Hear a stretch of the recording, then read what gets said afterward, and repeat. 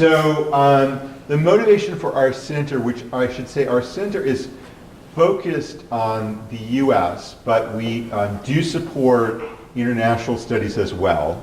And now that we are now in our third year and we sort of have gotten our legs on the ground, and so we are able to support selectively studies that are, particularly studies that are funded by NIH or other US government agencies in terms of bringing health economics into those studies internationally as well. So I do not want you who are from outside the US to feel excluded, but the original motivation for our center came from things that were happening in the US healthcare environment, and that's how we kind of justified getting started to National Institute on Drug Abuse. In the U.S., the healthcare, we went through an expansion of health insurance. We're not sure what's going to happen with that going forward, but certainly there was an expansion under Obamacare that enabled people with substance use disorder to have greater access to health insurance, both through Medicaid expansions as well as through expansions in the private sector. We are also going through an evolution in healthcare in the U.S. so that there's more integration of healthcare systems. It's less isolated than it used to be. It's not as integrated as in other countries, but it is becoming more integrated. And so what that means is that you're seeing some of the silos between substance use treatment and medical treatment and mental health treatment beginning to go away.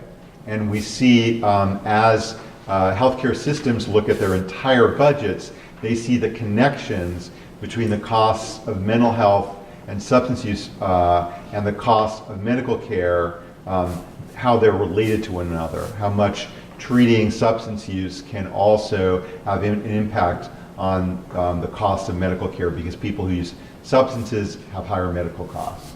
And then there's new payment systems that are helping those integrated healthcare systems see those connections as we move away from the silos. There's also some new opportunities and challenges because we have this broader insurance coverage for substance use disorder treatment, and I'll talk about that a little bit more in a minute. On the other hand, hepatitis C, which is an important healthcare cost for people who inject drugs, we have this wonderful new treatment, but it also has been very expensive. And so there's a heightened awareness of the cost of treating hepatitis C, and therefore, and the fact that that cost is borne by people who either use injection drugs or have used injection drugs in the past. And because of the expansion of health insurance, the cost, the way that HIV care is paid for, again, HIV is a disease that affects people who have used injection drugs or are using injection drugs. The way HIV is paid for is evolving. It used to be separately paid for, separately paid for through the Ryan White Care Act, which is a federal act. But now, more of the coverage is going through Medicaid, and that occurs on a state-by-state basis. So the way that the federal payments for HIV care are administered has changed. So we felt that doing health economic research on substance use in this environment requires thinking about benefits to society and the impact on the healthcare system, which is a bit new. In the past, healthcare economists in the substance use field really focused on things like what are the costs of the criminal justice system of treating substance use? How do we save money by keeping people out of jail or keeping people from committing crimes? We still need to think about those societal impacts, but now we also need to think about the impacts on the healthcare system, because there may be potential savings to the healthcare system, and there are going to be potential costs to the healthcare system. And so thinking about it from a healthcare lens is really important. And many health economists had not thought about that before. But we, funded by the NIH, are in a good position to start thinking about that. Just a little bit more, this is more, again, US focused, but these are some of the mechanisms in the US where we think about integrated healthcare delivery.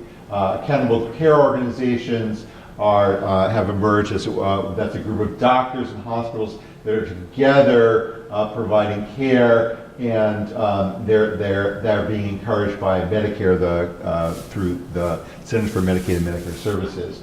Health homes are more focused on Medicaid patients, but the similar idea, focusing on patients who have a chronic care condition.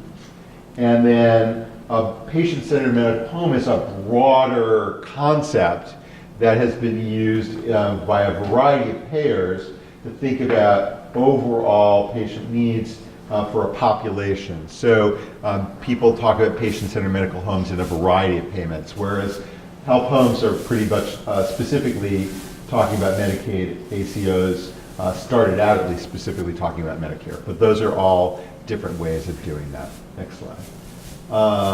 So the payment systems used to be very siloed. So there was a payment system for physicians, for outpatient, for inpatient, for long-term care, rehab, nursing homes, home health.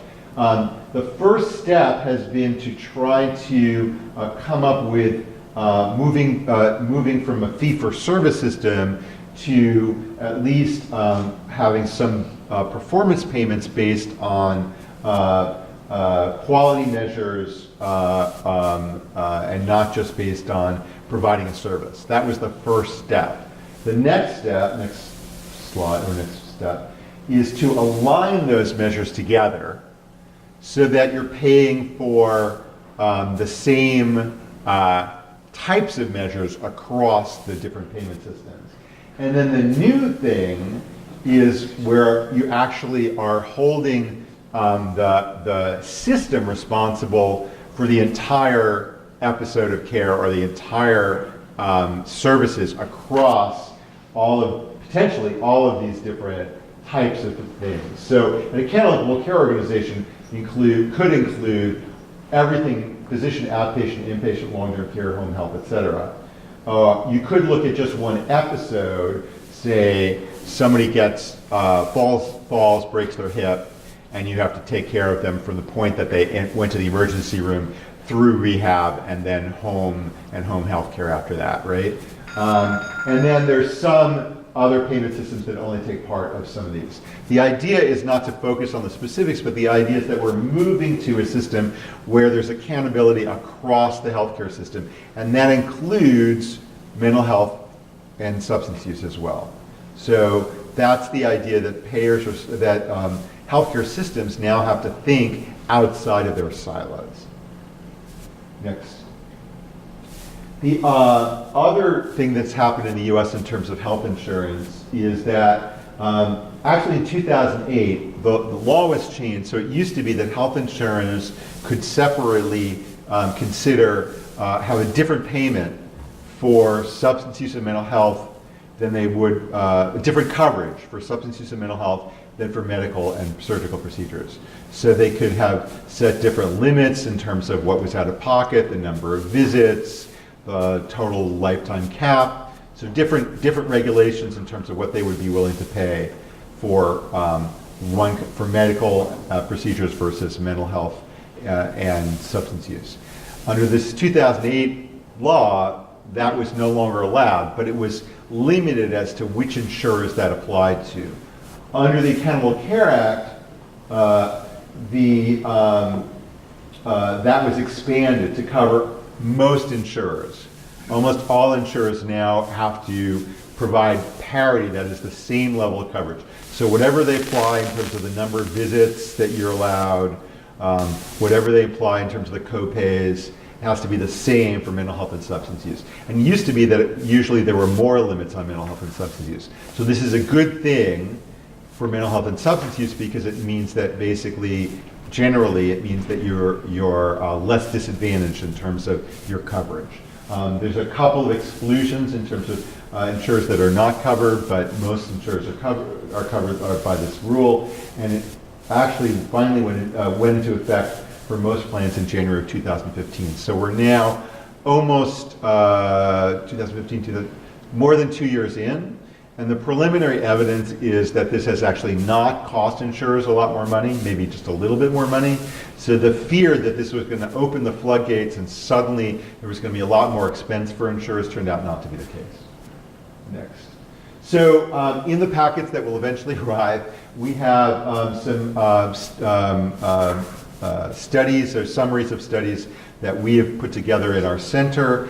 This one is particularly relevant because it talks about the expansion of substance use disorder treatment in primary care and the efforts to promote that. And everything that I've just talked about is supporting that move to move substance use out of its silo of separate treatment into the general medical system. And so that's one of the things that we are particularly interested in investigating in our center and looking at the economic implications. So I already mentioned to you one of the economic implications was that it didn't cost more to insurers than we expected, but how successfully medical care providers are in picking up this type of service and what are the barriers, both financial and non-financial, to doing this are things that we are interested in looking at. Okay, so now I'm going to give you the little bit of advertisement about our center, and then we'll move on to the good stuff, okay? So our center, Center for Health Economics related to substance use disorder and HIV and hepatitis C. Our goal is to develop and disseminate health economic research on healthcare utilization, health outcomes, health-related behaviors that inform substance use disorder treatment policy, and HCV and HIV care of substance users. As I noted, we're particularly focusing on increasing the impact of this research by addressing the needs of integrated healthcare systems and payers. So our audiences include you all, researchers with diverse interests, but who don't necessarily have health economics backgrounds, substance use disorders researchers, HIV and hep C researchers, health services researchers. We also work with health economists who maybe don't know a lot about substance use, and so, or don't know about HIV and hep C and substance users. So that's where you all play an important role, bringing you together with health economists to get them excited about working in this field. I think that the opioid use disorder crisis in the US has really raised interest among health economists in this field in a way that really hasn't happened before, but they don't know a lot about it, and when they do start researching it, they lack a lot of exposure to the clinical issues and the policy issues that you all encounter every day. So we're trying to bring those together. Clinical trialists, so we've worked a lot with the NIDA-funded Clinical Trials Network, working alongside clinical trials to bring health economics to those trials. I'm going to give one example of that in the next section, but we are actively doing that, and we want to do that not just in the context of the CTN, but also in the context of specific funded clinical trials. And then we also work with health systems. I know Taiwan has a great data source of health system data, much better than the US in terms of integrated health data. And that data is very rich in terms of the opportunity to do health economics research on substance use using observational data and more sophisticated statistical methods. And we are very interested in doing that. We've been doing that, a little bit of that with some of the networks in the US, like the Kaiser network, but that's the kind of secondary analysis that we are very interested in doing. And then we also work with treatment providers and payers, policymakers and patient advocates to disseminate research, and we have a dissemination and policy core that focuses on that. So our participating institutions are Weill Cornell Medicine, the medical school of Cornell University, which is located in New York City. That's where Sean and I are. We also have the Boston Medical Center, which is where our modeling and data core is focused. We have the Penn Leonard Davis Institute of Health Economics, which is where our dissemination policy core is, and then we collaborate with investigators at the University of Miami's Miller School of Medicine in our methodology core. So we have a consultation service. Again, this is on our website, but also will be in the packets. So if you are interested after this and you have a particular project or an idea, or you're submitting a grant, or you're submitting a career development award, you can consult with us for up to 6 hours free. Sean is the director of our consultation service. You can apply online, and we can help you think about these issues. These are some of the areas that we have expertise in. Next slide. This is a little bit more about what would happen with the consultation service. We determine whether it's an appropriate consultation. We identify someone who can be the consultant either within our center, or we have external consultants we can call on. And then you do the consultation, and then there's an evaluation afterwards. These consultations are usually done by phone or by video conference. And then also we have several resources on our website that you can look up after this that are, and they're broken up into just the same kind of topics that we're going to talk about: cost, quality of life, cost effectiveness, a bunch of other resources that you can go to. Next slide gives some of the examples of them. Cost. And there are links to some of the assessment tools that you might want to use in a study. We just published, this is available online, and it is open access. This publication, which gives, when I talk in the next section about costing, gives a lot of resources in terms of costs that we've already found that you can then use in your economic analysis. So this is another resource, and again, it's on the resources page, or will be soon. And then we have a lot of staff. So there's people these are the people who do actually the work. They're not all full-time with us, but they're located across our different institutions, and they help with dissemination, they help with running the consultation service, and they work on research projects. So these are the ways to contact us, and again, this will be in your handouts. Okay, so I'm now going to talk about costing, not the most lively subject for early in the morning, but we'll get the pain over first, right? Then we'll have a break, and then we'll talk about quality of life, which is much more fun. Sean will talk about that, and then we'll talk about cost effectiveness and bring it all together, okay? So cost. Cost is important. Cost is what people care about. So how do we study cost? So what's important to think about when we think about cost first is you need to decide the perspective of the analysis.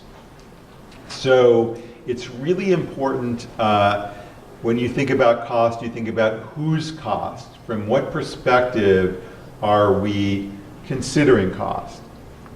Then we need to think about which costs to include, how to adjust for differences in timing of when the costs are occurring, and then how accurate do we really need to be about costs? Because if we are really down to the last penny, trying to be as exact as possible, you'll go crazy. So we are not accountants. We are health economists. We are trying to come up with costs such that we can make policy decisions. So we have to think about the point of view of the decision maker. On the other hand, we don't want to be so inexact that we don't reflect the needs of that decision maker, and some decision makers may need more precision than others. And then that leads us to a particular question about how we estimate the cost. And I'll talk about two approaches.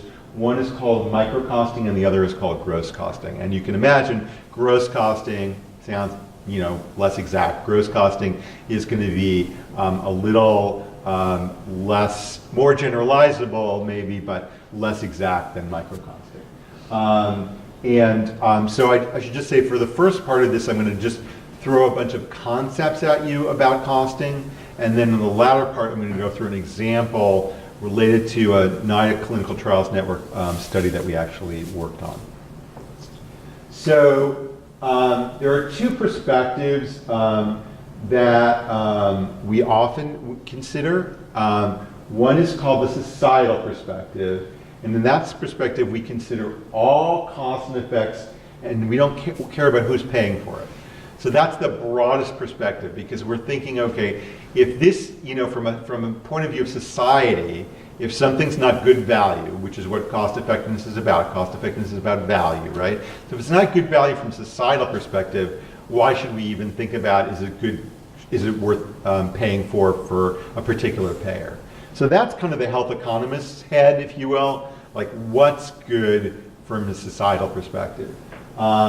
And that requires, because it's so comprehensive, then we have to say, okay, like where do we stop? At what point in the view of society do we stop? Because you could go on forever. So you have to make some judgments about how far to go.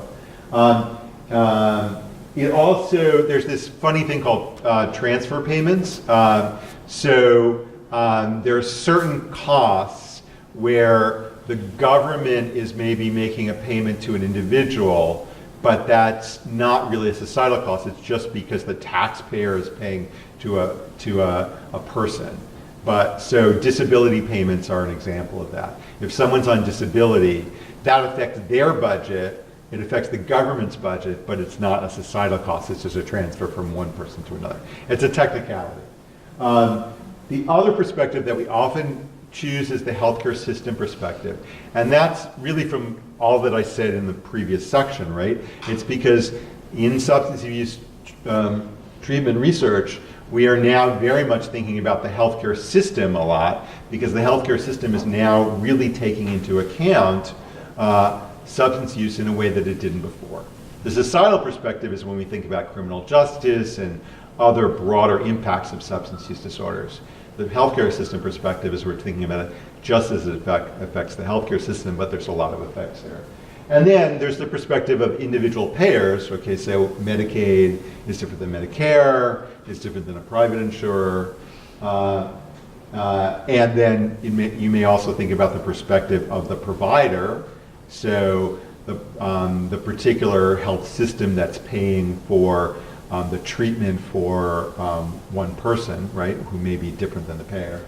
And then the patient perspective is always important to take into account, because patients may have co-pays, they may have costs of coming to treatment, they may have out-of-pocket payments that may limit their willingness to come to get treated. Transportation, as it turns out, as I've been out in the field a lot, it turns out to be often a very, very important issue for patients in terms of whether they're able to access treatment or not. Particularly, we find that in rural areas where there's maybe very few providers of substance use treatment, and there's a long distance for them to go, and if they have to go, say in methadone treatment, they have to go every day because they can't go to their pharmacy. That may be a huge barrier that we have to take into account. Okay. So you're going to see several slides where the source says Newman 2016. In some cases, I think we're inconsistent and we say Newman 2017.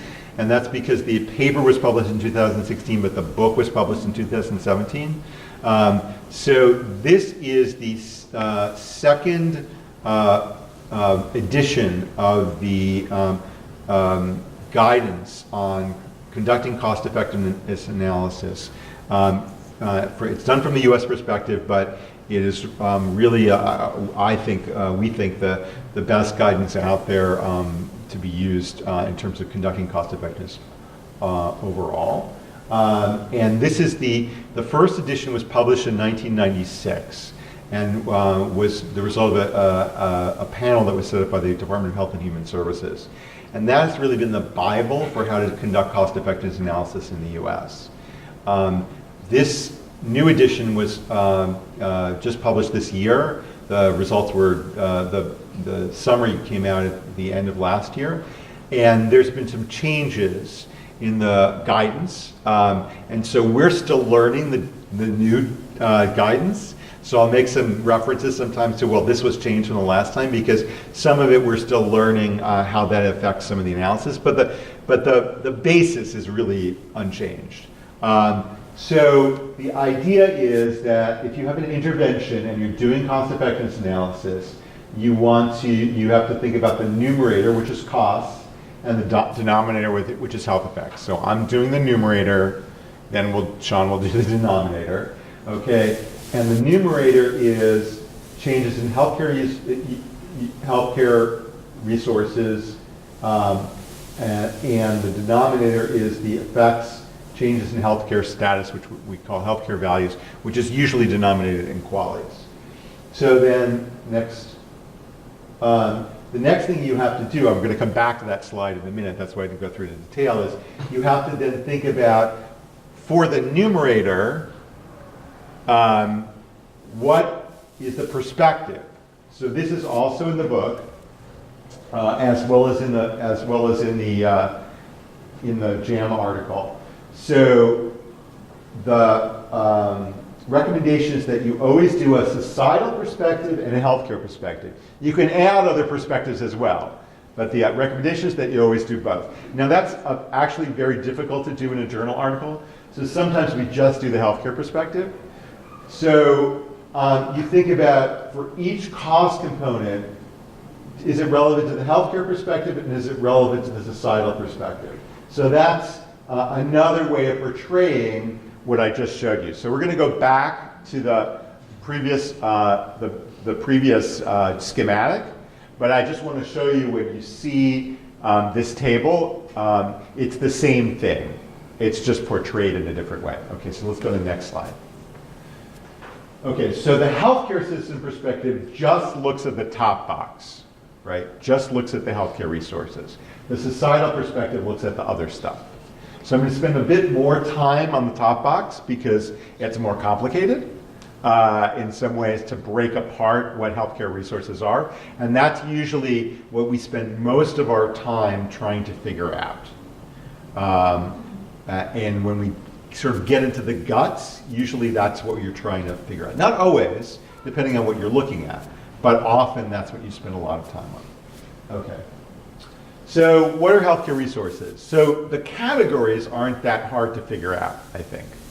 The categories are hospital inpatient, which can be in a hospital, it can be, but often, detoxification is also an inpatient. So it's inpatient things. Outpatient things often occur in a physician's office, but it could be in another outpatient setting that doesn't require a physician. It could be, a nurse practitioner or another outpatient medical setting. We have longer term residential treatment. So in substance use, often people may be in a 2-week or 30-day situation in the U.S. Where it's not as expensive as being in the hospital, but it's still residential, so it's still more expensive than outpatient, obviously. Often in other medical settings, people may be in rehab. Say they have had the surgery, they're discharged from surgery, but they can't go home, so they go to that kind of a situation. Oh, sorry, I put 30-day treatment as a separate category there. And then group or individual counseling is often a very frequent treatment mode. Then we've got labs and tests, and we've got separately listed the cost of the clinicians, because often there may be a situation where the clinician may be billed separately, or I shouldn't say billed, but the clinician cost may be separate from the cost of the stay. So that's not so much true for a physician office visit. Usually that's come along together. But in the US, often the cost of the hospitalization or the cost of the residential treatment may be separate from the cost of the physician that's visiting the patient in the hospital. It doesn't always happen that way, but sometimes it does. And then medications are a separate category to figure out. Now, sometimes they're bundled together if you're in the hospital, but if you're outpatient, it's a separate charge, separate cost. Okay, so that's usually the cost you think of as the cost of the acute or the initial treatment. So if you're looking at say methadone versus buprenorphine, you're thinking about what happens during that intervention where you're in a set period of time, you're providing that on say an outpatient basis, or you're providing detoxification followed by those outpatient visits, right? And then you think, well, that's okay, now I've done everything. But the fact is, there may be downstream effects of those different treatment modalities that occur after the intervention. And that's why we have follow-up periods, right? So there's a stream of outcomes that occur after the intervention. And if we ignore that stream of outcomes, we have basically not really captured the true cost. There may be offsets. There may be, if one treatment, let's say, is very effective, maybe patients don't get readmitted to detox again. So if you don't take into account that lower probability of readmission to detox, then you've missed that savings, right? And we should try to include that savings if we're looking at the full economic cost. Whereas in another situation, maybe people show up in the emergency room more because they've been started to use again, and they've had an overdose. So we miss that overdose. And that maybe that overdose is more likely in one arm than the other, right? So those are downstream effects that we need to think about. We can't just think about the cost of the intervention. And that's hard because it's in the follow-up period, and so we have to think about how we're going to collect that information. So a broader way to think about that is the resources spent on prevention today may avoid costs downstream. So here's another example is a harm reduction intervention to avoid future infections. On the other hand, we could spend resources today that incur complications downstream. And I don't know what QTC prolongation is. That's a cardiovascular term, right? Some physician can help me with that? Yeah, it's in the EKG term. It's part of EKG. Part of an EKG. So that was an example that my colleague put in that I don't remember. So I'm going to try to think of another one. So yeah, I'm not going to think of one off the top of my head. So when those downstream effects happen can happen over a course of years. They may not happen even in your follow-up period. And what we do, which we'll talk about a little bit later, is in addition to using data from a particular trial or a particular intervention, we then try to, in simulation models, think about future effects. So for instance, maybe there's a probability of death because people who are not effectively treated are going to have a shorter life expectancy, okay? So we want to reflect that shorter life expectancy. So we need to put that in some sort of a model or an expectation about their future life expectancy, okay? Or their future costs. They're going to stay alive, but they're going to have multiple readmissions for detoxification, and somebody else is not, beyond what we've seen in our trial. So we're going to build that in a model, right? So that's out many future years. So, but we know that $1 today is not the same as $1 tomorrow, right? Because we would rather, spend the $1 today than $1 tomorrow. That's why we put money in the bank. It's not just to keep up with inflation. It's because we actually value that $1 today. And my example is not dollars. It's not just about dollars. It's that we value what we can buy with the dollars, right? So my example is chocolate bars because I really like chocolate. So if you said to me, I'm going to give you a chocolate bar today or a chocolate bar tomorrow, I would say, give me the chocolate bar today. If you said I'm going to give you a chocolate bar today or 2 chocolate bars tomorrow, I would still say, give me that chocolate bar today. If you said you're going to give you a chocolate bar today and I'm going to give you 5 chocolate bars tomorrow, okay, maybe. Okay. So my discounting is really high for chocolate bars, right? But my discounting for money is probably a lot less. So we apply a discount factor for the dollars in the future versus the dollars today. And we actually do that for life years as well. So I'm not going to go into the details of that. That's a whole other lecture discussion. But just be aware when you're reading the literature and someone says we discounted the future benefits and the future costs, that's all they're doing. Just think chocolate bars or whatever you like. I mean, maybe you don't like chocolate bars, but the idea is that we're taking into account the value of things today versus the things in the future. This is the slide that goes with the answer that I already gave, which is about the unrelated condition costs, because we can't really separate out. And then the other part of that is if people are living longer, right, because we've intervened so they're not dying, do we include the healthcare costs associated with those extra years of life? Which was also a big question that the health economists were fighting about for 20 years. So the current guidance is yes and yes. We should include both of those things in our costs, which is, you can run it both ways and see, but that seems to be the consensus right now. Okay. So on the other hand, if you look upstream backwards, costs that have already been consumed, already been invested before you start looking at your intervention, those should be considered sunk. So my accounting professor said sunk costs are sunk. So in other words, a simple example would be if a nurse is going to a patient's room to administer a medication. If the nurse would visit the patient as part of his or her regular rounds, that time is already sunk. That time is already going to happen, right? So we shouldn't double count that time. On the other hand, if there's an extra trip required just for that medication, we should count that time. So that's a very micro example, but you get the idea.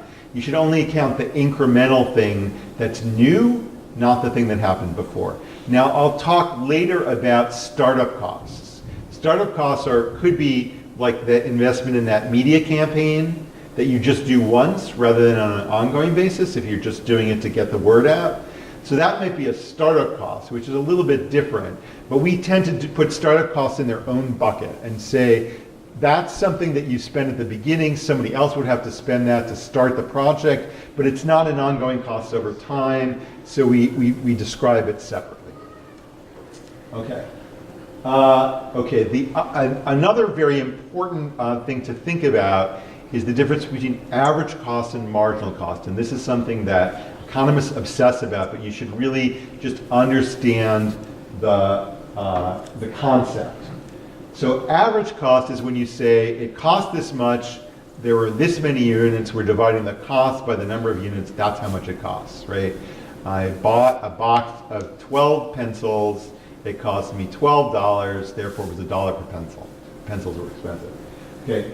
Marginal cost is the cost of producing exactly one more thing, right? So if I'm making 12 pencils, I had to set up the machine, I had to hire the person. The cost of that 12th pencil was not necessarily the cost of the first pencil, right? Incremental costs are similar to marginal costs, right? So the difference is that you can't just make one more pencil. You have to buy a new machine to make the 12th pencil because the machine only made 11 pencils. So in healthcare, for example, if you have to open up a whole new wing to serve the next patient because you are at full capacity and now you want to serve more patients to do residential substance use treatment, then there's sort of a cost, an incremental cost per bunch of patients. But it's the same idea. You have to think about the next group of patients rather than the next individual patient. Okay? So, does it matter? It does matter, and I'm just going to give you an example of when it matters. So, hospital length of stay, those in the US are very familiar with this. There's been a lot of pressure to reduce how long people stay in the hospital. And the rationale is that if we look, there's a lot of variation in how long patients stay in the hospital by region and by individual hospital. That doesn't seem to correlate with the seriousness of the disease.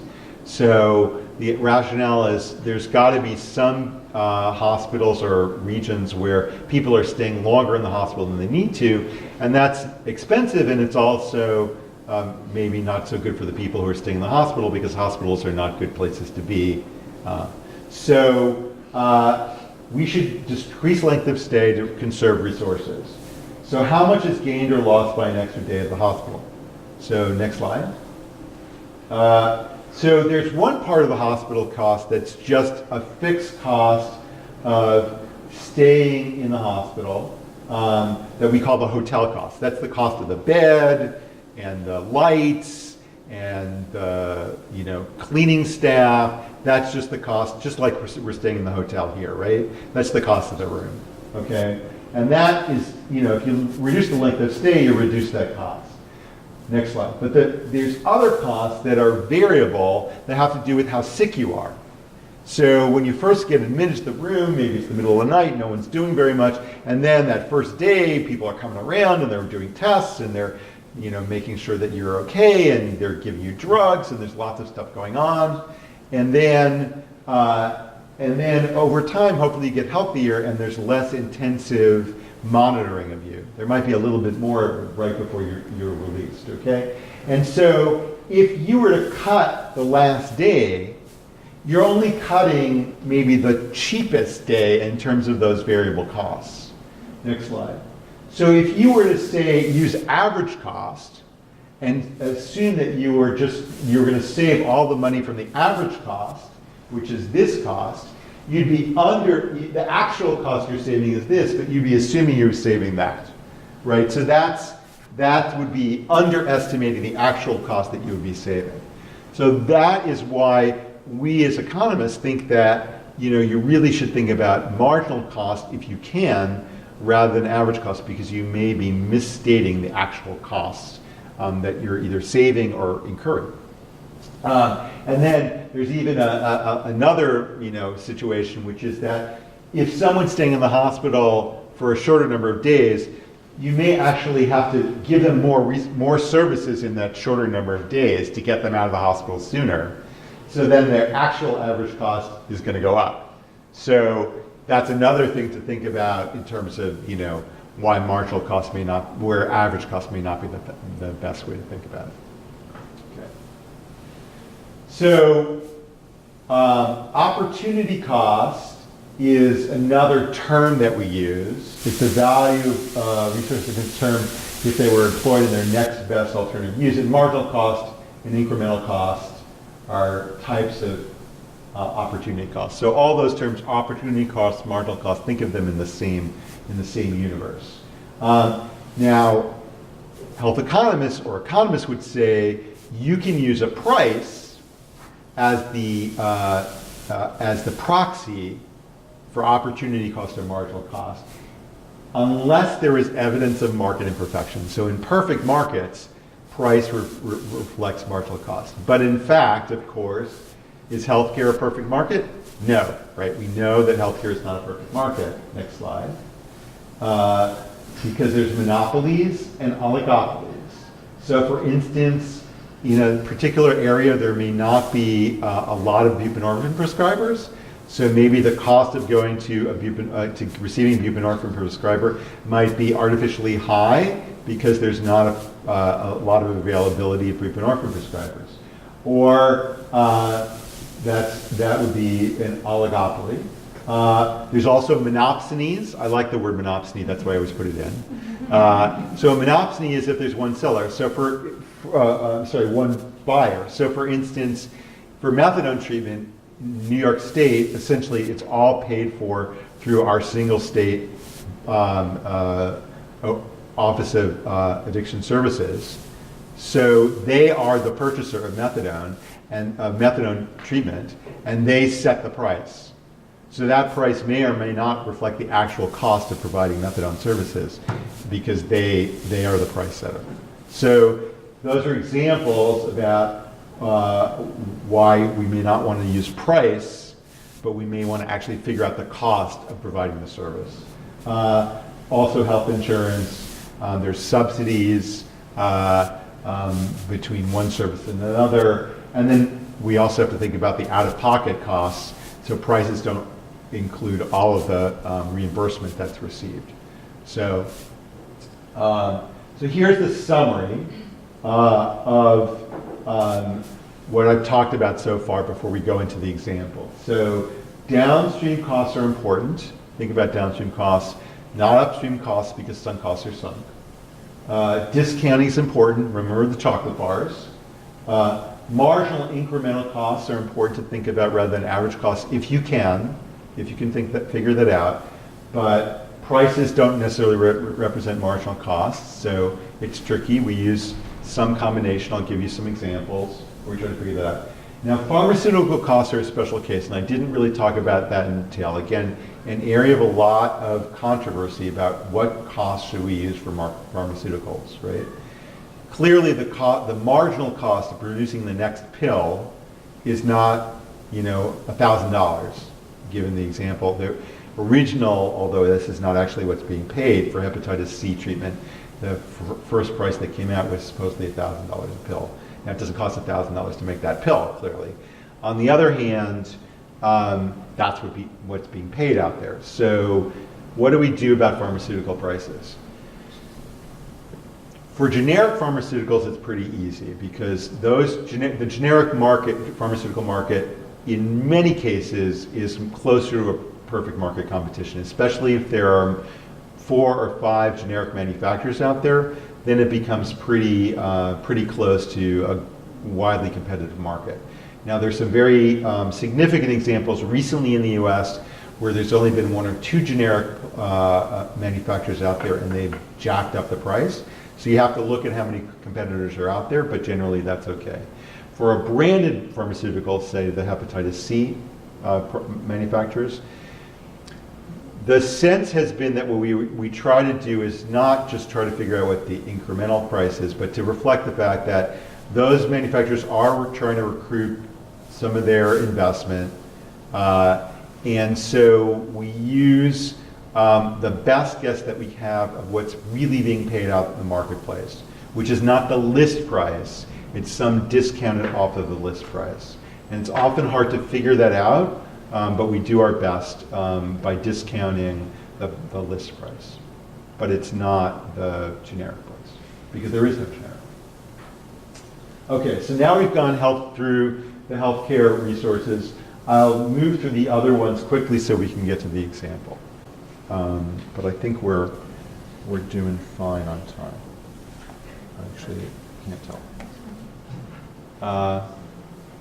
Questions? Yeah. About this pharmaceutical issue, recently there is a report showing that some of the state people use marijuana to ease their craving for the opiate. And they have less opiate user in those states. They have higher marijuana user. Mm-hmm. How would that put into your cost of pharmaceutical? Because of higher marijuana use? Yes. Yeah, because this is kind of new trend people find, because some of state they have medical use of marijuana. So yeah, medical marijuana. That's an interesting question. We haven't encountered that yet, but there are prices for medical marijuana. So if you're buying medical marijuana, we can get the price for that. And I think we would use the price that the pharmacies are charging people. Because it's not covered generally. So I don't know, maybe in California it is, but generally we would use, I think, the dispensary price. Steve, is it covered by any insurer in California, the medical marijuana? No. No. So we would use the dispensary price. Now, if people are buying it illegally, there are actually, I think, Department of Justice surveys that can give you the cost, the street price for various drugs. So we could do that based on the street price as well and compare them to. Other questions? Okay. All right, so non-healthcare resources, these are now things that would go in the societal perspective and not in the healthcare perspective. Next slide. So costs incurred by the patient or family. So I've talked about transportation. So usually we'll either use the cost of public transportation from whatever's the local standard public transportation, or we will use automobile mileage, and in the US there's a standard mileage cost that's applied to per mile that's published by the US government that includes the cost of gas as well as auto maintenance. And then childcare costs, if the patient is being, if a parent is in treatment and they have to get a child care, someone to take care of their child, so that you can usually find out in a local market what that would cost. And then other non-healthcare resources include social services, legal or criminal justice, education, housing, and environment. So the paper that I showed in the first section that has just been published by our group, you can look up in that paper and find costs for each of these things.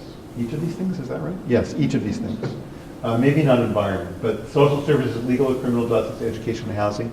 So if you can collect the number of days in jail or prison, if you can collect information on, for instance, receiving housing services, if you can collect information on some of the other social services, you can find costs in our paper and elsewhere in the literature to assign to those. So you don't have to collect the cost yourself. You just, for the US, you just have to collect the amount of the number of days or the number of accounts, basically, of what happened, and then you can find in the literature the dollars to put against them.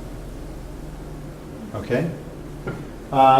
There's something else called friction costs, which I will tell you what it is and then tell you you don't really have to worry about it unless you're doing a study in the Netherlands, because the health economists in the Netherlands really care about it, and some other health economists care about it too. So if someone has to leave work because they're being treated, and the employer has to find a replacement, so the employer is not stuck, right? They're going to find someone else to fill that job. But there's a cost to finding someone else to fill that job.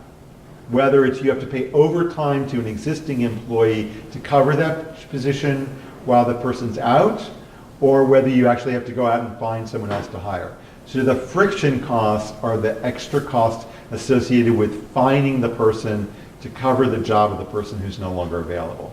So that can be calculated and it can be added in. It's usually not a big deal, and so we often ignore it. But in some situations it could be a big deal if it turns out to be something that happens a lot. Okay, that's non-healthcare resources. Informal caregiver time, next slide. So caregivers, this can be a big issue in substance use sometimes. If caregivers are taking people to and from treatment, it's big deal in cancer therapy. And if you're providing home care, it would be included as a healthcare cost if the person is a healthcare professional that's providing that care. It would be included as a non-healthcare cost if it's a family member that's providing that time. But they have to, give up that time from some other activities, so it would still be included. And then patient travel time. So this is different from the cost of the transportation. So the cost of transportation is you have to drive or you have to take public transportation. But the time that you're spent traveling, going to treatment, being in treatment, would also needs to be included, unless they would have gone to the appointment anyway. But so if somebody's coming into the appointment, coming in anyway, and then you're adding on another hour, say for counseling, then it's only the time of the counseling. If they're coming in for the counseling, you have to get the time travel to the counseling and the travel home from the counseling and the counseling. Okay, so how do we value time? Hopefully that's the next slide. Yes, it is. Okay, so this was a question before, but how we value time. Usually we value it based on the wage rate. So we basically assume that people have balanced their work and leisure such that the wage rate represents what they value their time at. So this is complicated sometimes for people who are in substance use treatment who are not working, right? So if they're not working, you can ask the people who are working what their wage rate is, and then assume that people who are not working are similar. We often use the minimum wage rate if it's a low-income population, and most of the people are not working. That's also acceptable. We use fringe benefits. You have to include fringe benefits whenever you're calculating wage rates. And this is, again, on our website. I think we have this resource, maybe, or if not, we should add it. So the Bureau of Labor Statistics puts out average wage rates and average for different income, for different occupations, and also publishes the average fringe rates that we often use. And then for patient time, you would, if you do find out what their occupation is, you can use the Bureau of Labor Statistics, or their salary rate. You would do it after tax, because that's what they're actually valuing their time at, is what they receive after tax. Now, most of these people are low enough income that they're not paying tax, so we don't worry about that. But if they're at a higher income, we would. Caregiver time, we don't use the post-wage rate, because we're doing that, what's the value to pay a caregiver as if they were a professional caregiver.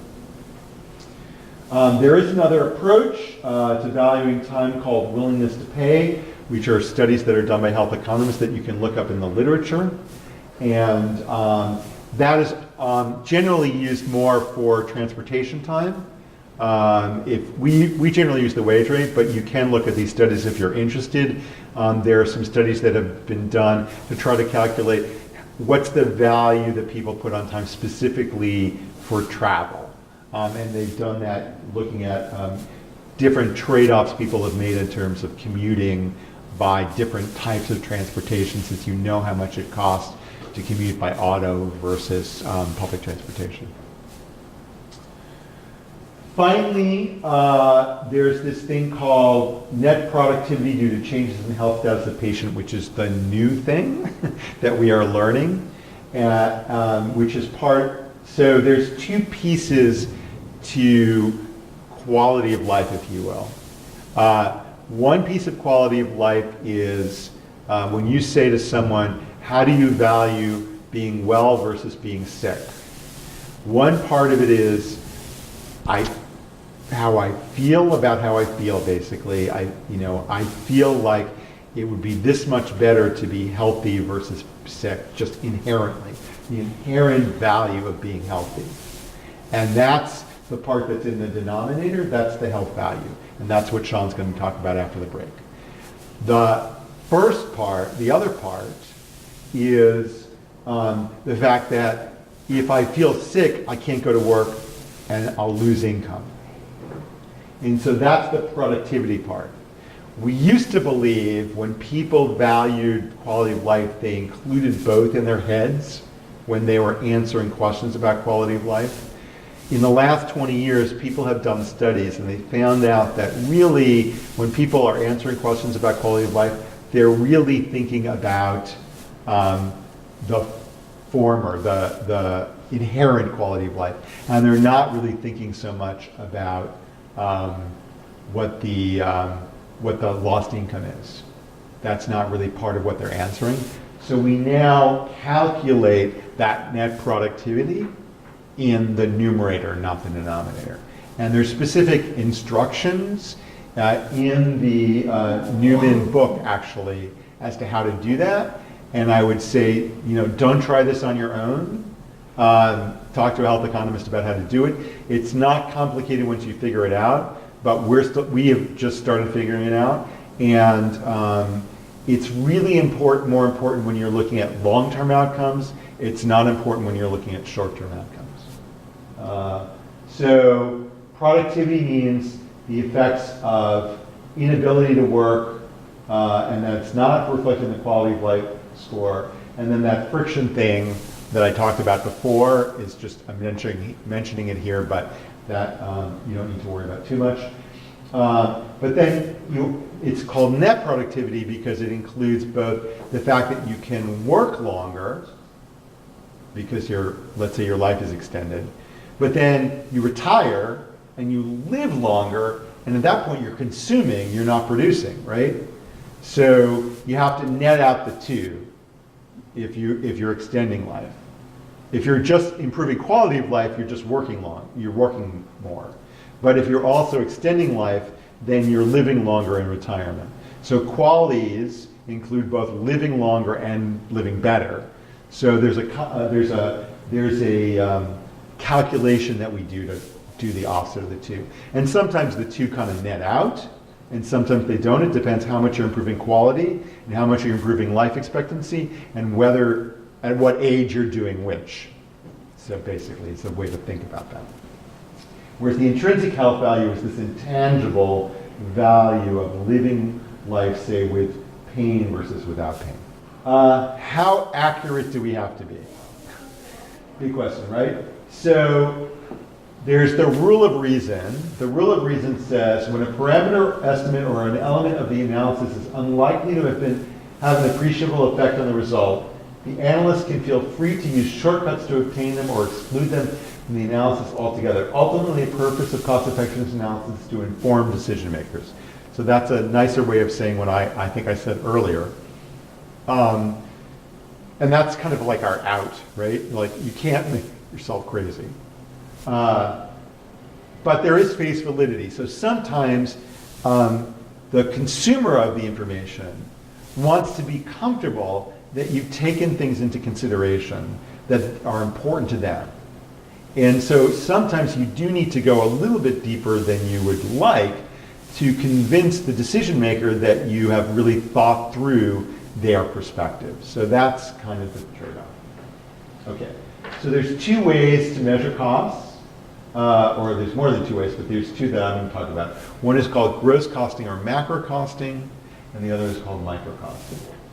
So macro costing or growth costing is something that we often use, and sometimes we use both gross costing, often we use both macro costing and micro costing together, depending on what level of focus we want.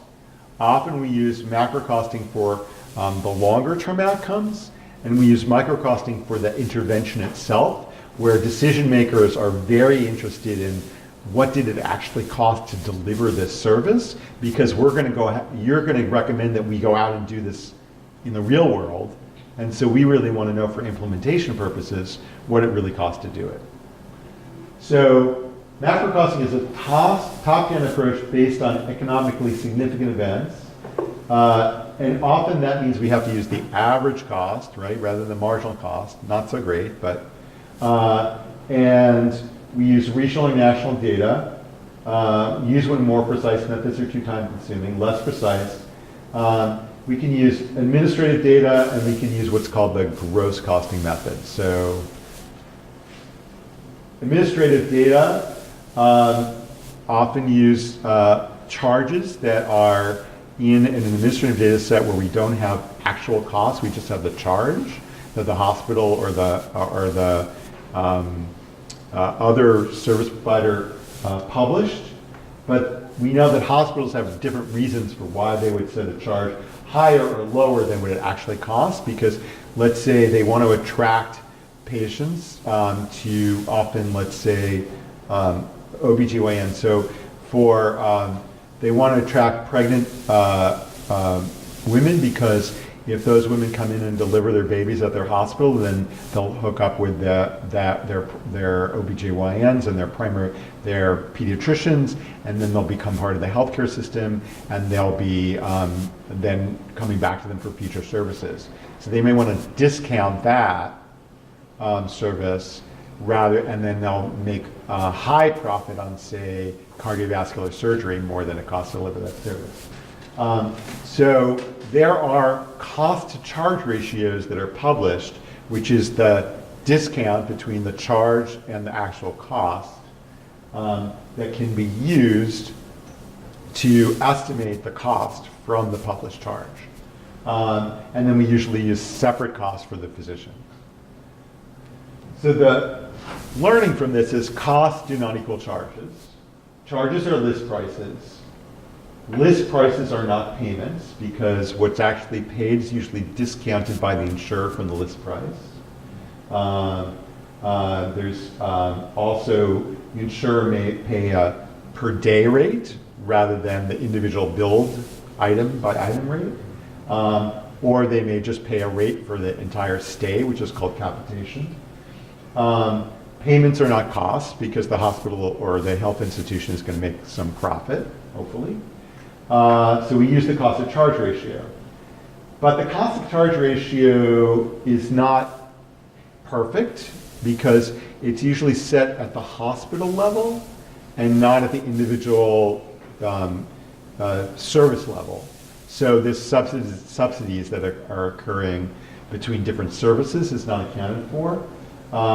And we're often using average, not marginal cost. I talked about the cross subsidies.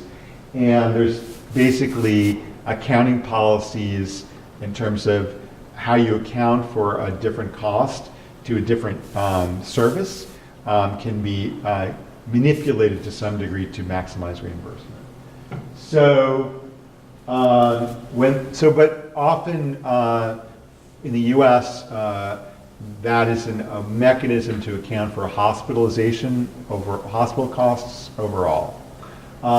If that data is not available, we may use national level data, which is less specific to the institution, but could be more generalizable. And that is if we have just data on what service was provided. Usually in the US, we use what's called a DRG code. And then we use the Medicare reimbursement. And so we assume that Medicare reimbursement basically represents more or less the cost of the hospital, because Medicare tries to set its reimbursement as just providing a reasonable return to the hospital, but not high profit or low profit. And so we use the Medicare codes to assess the reimbursements. And we often use that also for outpatient services. Typically, you won't have a cost to charge ratio for an outpatient service. So rather than looking at the billed cost for an outpatient service, we look at what the code was, and then we use the Medicare reimbursement rate. So when in doubt, I would say Medicare, in the US, Medicare reimbursement rate is an easier way to do that. And then the drug costs, as I said, we try to estimate the discount from the published price. So the advantage of a gross costing method is that it results in costs that are more generalizable, and it's usually less resource intensive, because you're taking something that's published or that's available and applying that cost to a visit or a hospitalization that you have described in your data set.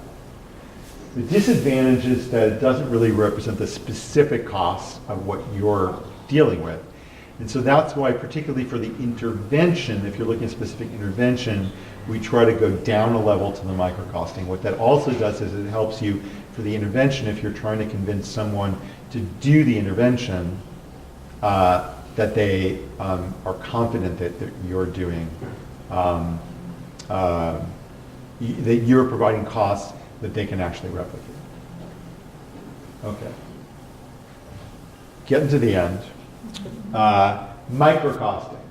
So microcosting is a bottom-up approach, and it involves direct enumeration and costing of every input consumed.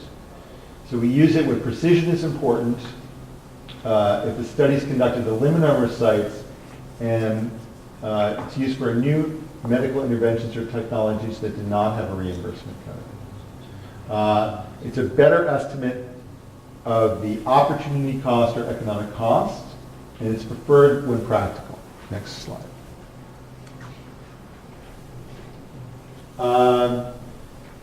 And so we collected prospectively alongside various trials and observational studies, and we used logs, data diaries, staff interviews, direct observation sometimes, and then we combine that with national cost estimates. So here I'm going to give an example. So the CTN 32 trial was conducted at 12 substance use disorder clinics across the U.S. from January to December of 2009. And we were privileged to be doing the economic analysis alongside that trial, thanks to NIDA. These programs were not conducting HIV testing on site, and the trial was a 3-arm trial that was looking at different approaches to doing HIV testing at these substance use treatment programs. One was referral off-site, which was kind of standard of care. Some of them weren't even doing that. One was on-site testing with brief participant-tailored prevention counseling, and one was on-site testing with information only but not the counseling. So the results have been published, as has the economic analysis, give you the results. The information-only arm was the preferred arm and was cost-effective. So there was a startup period. There was a national training where the counselors were trained, and then there was other training that went on during the course of the study. So the national training was the upfront cost, right? And then the ongoing training, some of that other training, the training courses was also upfront, but then there was some ongoing training as well. So we had to decide whose perspective were we going to take, which costs to include, how to categorize those costs, and how to measure the cost, the resource use and the cost. Okay, so we decided that we were going to take the healthcare system perspective. We did not take the full societal perspective. This was pretty much confined to an intervention that was taking place over a short-term time period at the sites. We then modeled the benefit in terms of the HIV cases that would have been detected, and the benefits in terms of the lifetime benefit of detecting those HIV cases and treating them earlier versus waiting until they would be detected in another way. That was done in a simulation model of HIV disease, and that simulation model of HIV disease took a healthcare system perspective. But for looking at the intervention, that's the part that we microcosted. The long-term HIV outcomes, that's macrocosted. So, which labor costs did we include? Labor, supplies, and overhead. We had to exclude costs that were related to the research, which included the training that the sites received that had to do with collecting research-related information and study documentation, and any follow-ups that we're having patients come back to do study assessments, as well as any time patients were spending on study assessments, because we're trying to just say what would happen in the real world outside of the research study. So sometimes it's hard to make that distinction between what's research-related and what's not. So our advice is collect everything and then later figure out what's research-related and not, because you don't want to have to go back. So then how do we estimate costs? We use a variety of methods. We visited each of the 9 clinics because there's some things that we feel, we do this in many studies, that you need to interview the people on site because there's things that they are doing that don't necessarily get captured in data collection instruments. And so to have them walk you through the process once they've gotten up and running is very helpful to think about time that they spend that they don't necessarily record, the staff. We created workbooks in advance of the visit, and then we interviewed the staff. We did not interview patients. We don't think interviewing patients is necessary. You can collect information from the patients through the study personnel themselves. So then we used records from the trials, including some assessments by the patients. And then we supplemented any costs that we got locally with these data from the Bureau of Labor Statistics. And we try to use national data from a multi-site study because we don't want one site to bias our estimates because they happen to be in a particularly high cost or low cost market in terms of what they pay their staff. Now it turns out often in a clinical trial setting there's not that much variation, but we rather use a national labor rate, and then when the reader of the study reads about what we can look up what we assume, then they can adjust that nationally published rate to their environment. So they know the national BLS rates are whatever, and they know, well, in New York, it's always 20% higher, or in, I don't know, Georgia, it's usually 15% lower, whatever. We do request IRB approval. This will vary depending on your institution, but we request IRB approval to do the site visits and collect the data. It's a minimal risk and it qualifies as expedited human subjects. And we do get oral consent from the people that we interview because the staff, the research staff, are our subjects. We're interviewing them about what they're doing. And we find it's really important because we want them to understand that we want to know what's really happening, how they are actually spending their time, and that may be different from what the protocol says, right? And we don't want them to feel like, oh, I have to tell you what the protocol says, and we want them to be comfortable that we're not going to report back. We're not there because they often get site visits that are inspection visits, right? Or QC visits. We're not there to see whether you're deviating from protocol or not. We're trying to understand what actually happens because someone's going to have to replicate this in the real world.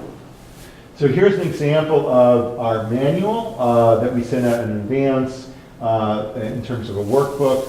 Next slide. So there was a workbook for setup costs.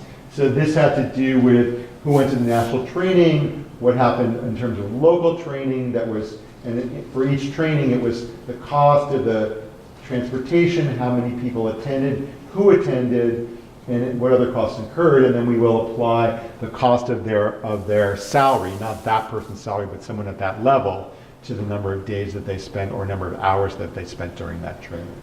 Training was the big piece of the upfront costs in this case. Next slide. Then basic information on the clinic in case we need to contact them again. Next slide. And then a process flow workbook where we worked out through in advance what the process was of doing the intervention, and then who performs the task, how long does it take, how often does it happen, because some tasks are with every intervention and some tasks are more on a weekly basis. And then we went to the finance director to understand basically the overhead and other costs incurred by the clinic that would have to be allocated to this particular intervention. So then we categorize those costs as startup costs or upstream costs, variable costs, time-dependent costs, and overhead costs, and I'll go through each of those. So startup costs were training, as I said. We ignored anything that was related to training for research, but just training in how to do the testing. So there were training materials, there was a manual, there was a DVD. So here's where you would put upfront, if you had an investment in a media campaign, you would put it here if it was just one time. If the media campaign is ongoing, you're doing that during the whole intervention, then that's a variable cost. But if you're just doing it at the beginning, it's an upfront cost. And then they had practice sessions before they actually started. And then there were booster trainings that happened. Those were all startup costs. They had to buy a bit of equipment, not much.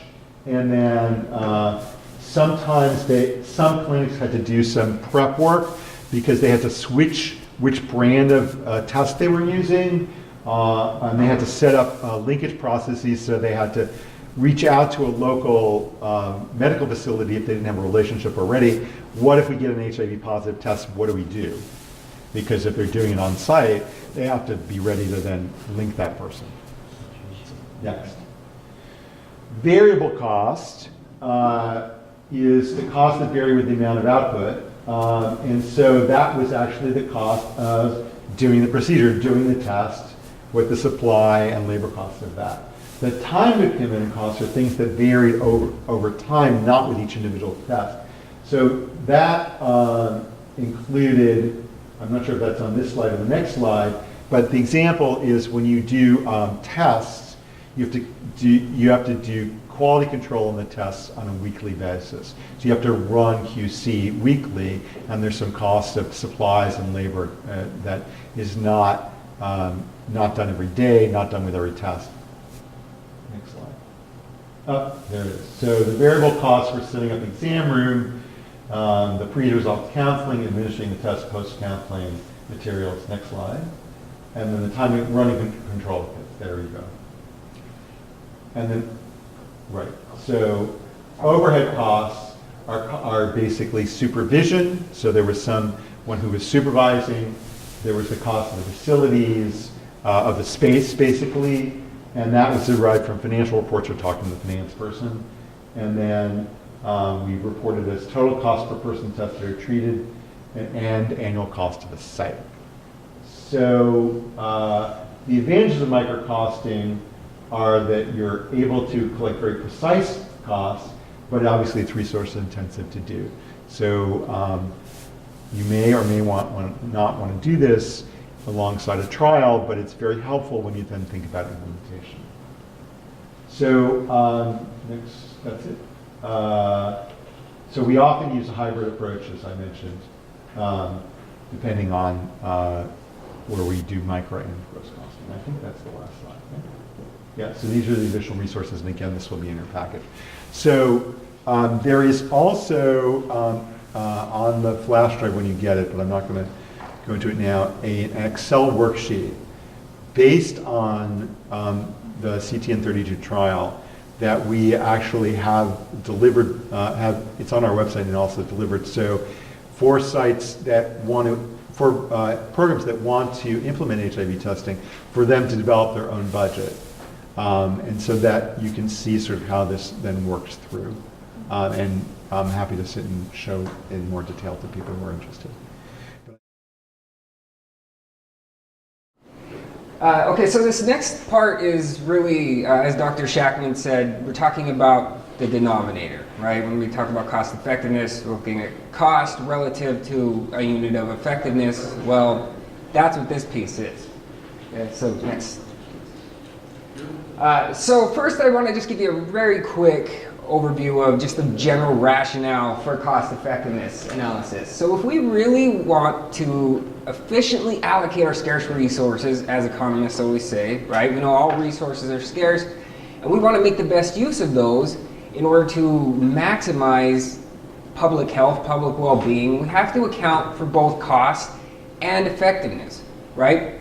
So if we only focus on cost, for example, we may end up choosing an intervention that is far less effective just to save money, which is kind of what people are scared of, right? Especially in the US, we tend not to use cost effectiveness formulas so much, and this is why. People aren't educated so much on what it actually is. They're afraid this is what we're gonna do. It's not what we do, right? But at the same time, we don't want to focus solely on effectiveness either, right? If you focus only on effectiveness, you may end up choosing interventions that are only moderately more effective, but substantially more expensive. Therefore, we end up using all of our resources on this intervention that really wasn't necessarily the best way to do it, right? We could have helped a lot more people if we would have done this other one instead that was just a little less effective. Next. So quick question. If we are doing cost effectiveness analysis, which of these would we be able to do? Which of these are we talking about? We're talking about cost per days abstinent, symptom-free day gained, overdose prevented, life saved, life year gained, or quality adjusted life years gained. Anybody have an idea? How about number 1? Show your hands. 2? 3? 4? Last one. How about, let's jump to the one most people know. How about quality adjusted life years gained? Okay, well in reality we can do all of these, right? When we're talking about cost effectiveness analysis, we are just talking about a unit of effectiveness. Now, there are benefits and costs, if you will, to each of these. So I'll go through that a little bit and kind of talk about why we would want to use one versus the other and so on and so forth. Next. Okay, so if we're talking about some of these clinical measures of effectiveness, right? So let's say days with withdrawal symptoms, relapse rates, overdoses, cases of disease, things like that. Well, the nice thing is they're easily available, they're understandable, right? And that's important depending on your audience, especially if you're trying to reach, let's say, a clinical audience. Sometimes these types of measures speak to them more easily, more clearly. One of the downsides is they're not comparable across diseases, right? So if we are talking about how to allocate, let's say, our general healthcare resource budget, looking at how cost-effective something is with regard to days abstinent, it's not going to do us a lot of good when we're trying to decide, should we be putting more money into this or into this particular cancer intervention? It's not comparable. The other thing with these clinical measures is that there's no commonly accepted value thresholds. We'll get into that a little bit more later, but what it comes down to is what are we willing to pay to gain a unit of effectiveness? Well, we don't really know for sure when it comes to clinical measures. And not that we know for sure when it comes to some of these other measures either, but we do have a better idea. Okay? The other thing is they do not necessarily account for the broad range of health outcomes that are associated with most chronic disorders. Okay, so when we're talking about something like substance use, for example, there's much more to individual well-being, of course, than just whether or not they're staying abstinent, right? We know that there's all these other things that we should be accounting for, and these clinical outcome measures are not going to do that by themselves. Okay, so what about gains in survival? Right? Life saved, for example. Well, the nice thing is it's objectively measured, and then at the same time it weights all lives equally. Well, that may or may not be a good thing depending on our objective, right? If you look at just kind of people's preferences, the general public preference a lot of times is to, let's say, spend more on certain populations, whether it's the elderly or individuals with a disability or things of that nature. Right? And we've shown that we are willing to pay more for that sometimes. So maybe we don't want to do that. Life years saved, again, the outcome is objectively measured. The downside is it tends to weight the young more than the old, right? Because there's not as many years left to be saved for elderly individuals. Okay, next. Like I said, so not all health interventions save or prolong lives. That's another thing that we need to keep in mind. Sometimes we may just be looking at improving quality of life, right? Then, of course, there's that whole quality versus quantity argument. We all know that's, sadly, that many interventions may extend life, but the quality of life may be, very low. And so that's something that we want to account for as well. And then the other thing we know is that individuals may not value health in the same way at all stages of their life, right? So that kind of tends to vary over time. Another thing that we need to account for ideally. Sorry, next. Oh, sorry. Okay, so quantity of life, survival, that's one aspect of health. But there's multiple impacts that we need to consider. Benefits, side effects, things like that, kind of as I was referring to before. And also patients are interested in functional capacity and well-being. We know that. So with regard to health-related quality of life, These are measures that are derived from psychology. So there's an emphasis on rating specific domains of health. So we're talking physical function, psychological function, social function, role impairment. And what we can do is we can map these to specific health states, right? So for example, the EQ-5D. Many people, who's heard of the EQ-5D? Okay, well, it's in terms of generic health-related quality of life instruments, it's probably the most commonly used. It has some nice psychometric properties, low respondent burden, it's only 5 questions. So it looks at 5 different health dimensions, right? Mobility, self-care, usual activities, pain, discomfort, and anxiety/depression. There are 2 levels. There's the EQ-5D 3L or the 5L. As of right now, we recommend the 3L, and I'll talk about that a little more in a few minutes here. But so for each one of those dimensions that I mentioned, the 3L has, you can say, well, I have no problems in this particular area, moderate problems, or extreme problems. Okay?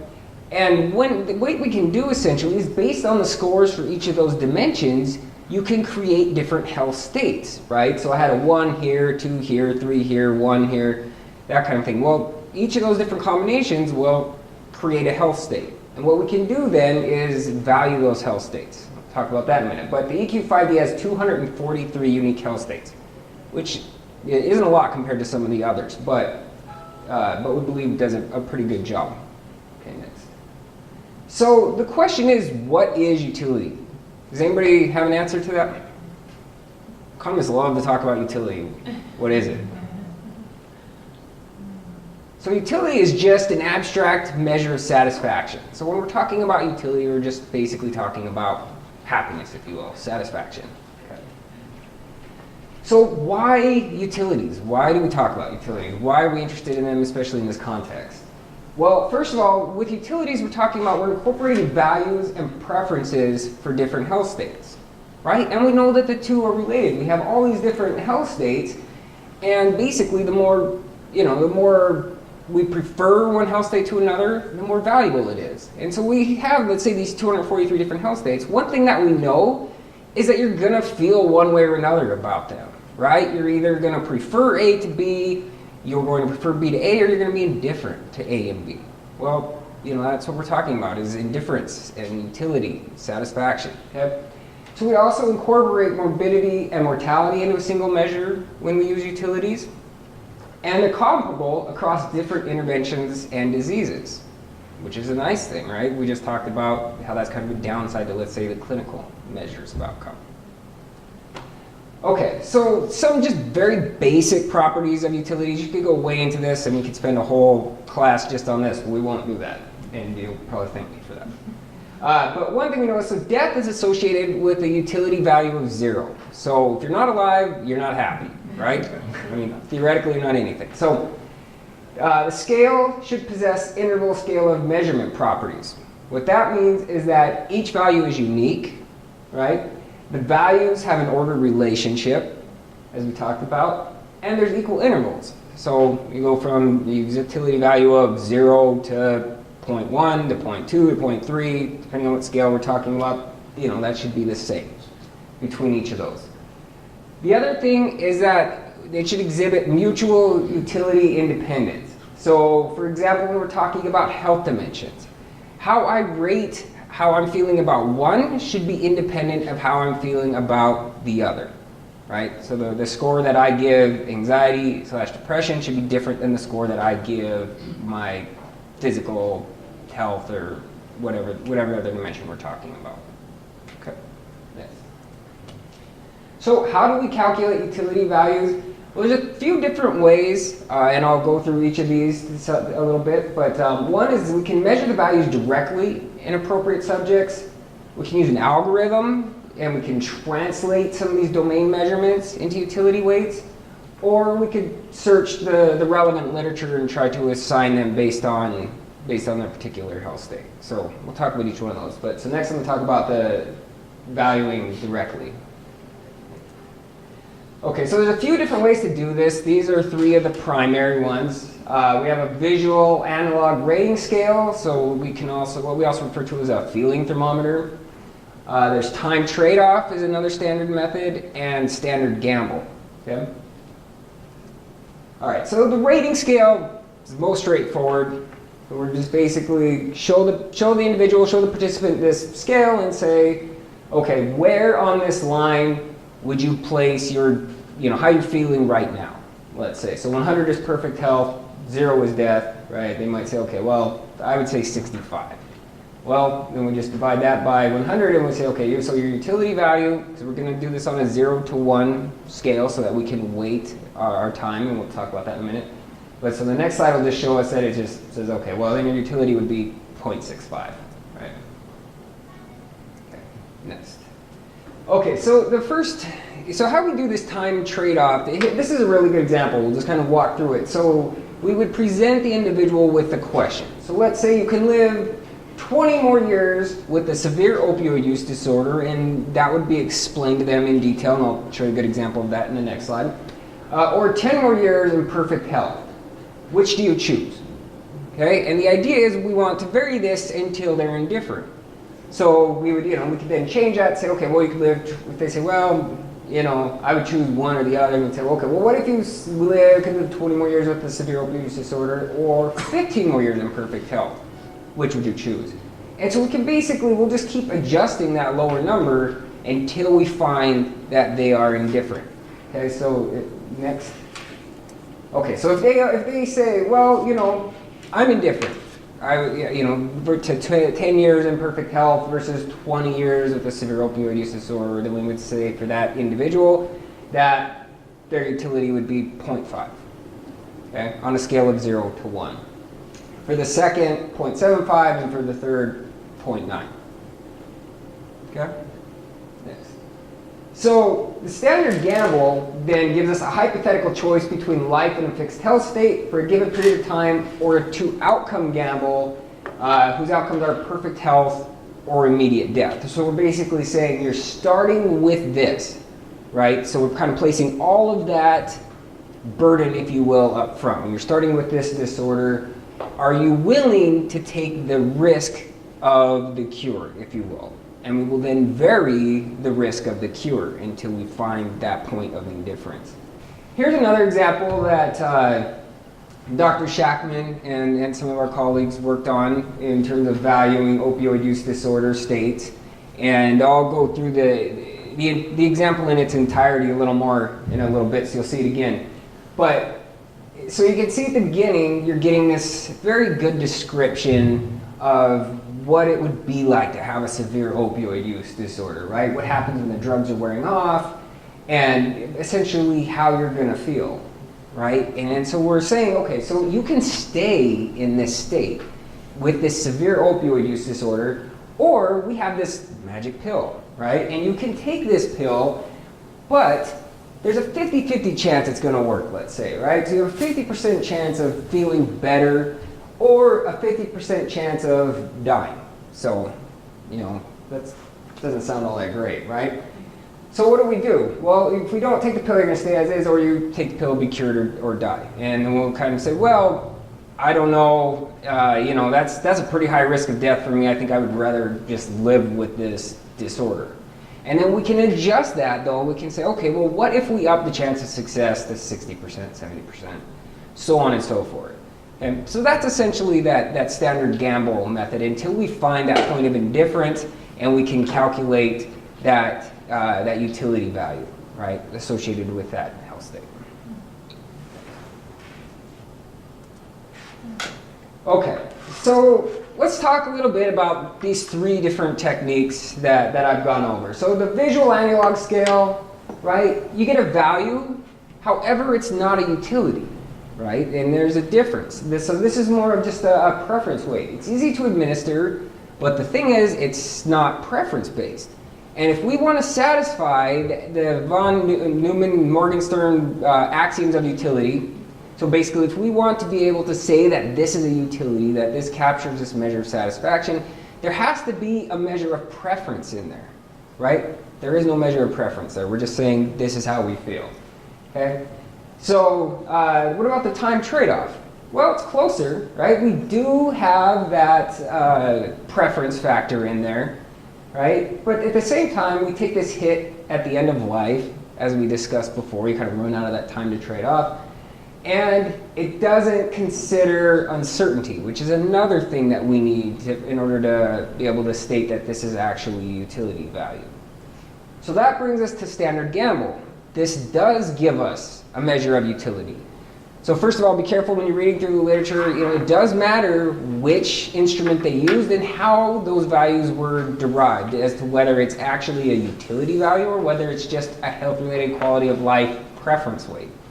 But at any rate, standard gamble, it's more difficult, as you can see. There's certainly more work involved in getting those values, but it places all the risk up front. Like I said, right, you have this disorder, and now we're asking, are you willing to take the risk associated with the cure, right? It's directly related to decision theory, incorporating attitudes towards risk, because we're saying there's a certain amount of risk in taking this pill. And it accurately describes the risks associated with many medical decisions. So at any rate, you have that preference piece, you have that risk piece, so it does give us that actual utility value. Next. Okay, so here's just a very quick example of how we go about calculating expected utility. So let's say we want to know what the expected utility of having this particular symptom is, right? We have to look at these different nodes. So let's say, well, we can either have relief. There's a certain probability that we will achieve relief, or there's a certain probability that we'll have to have something amputated, right?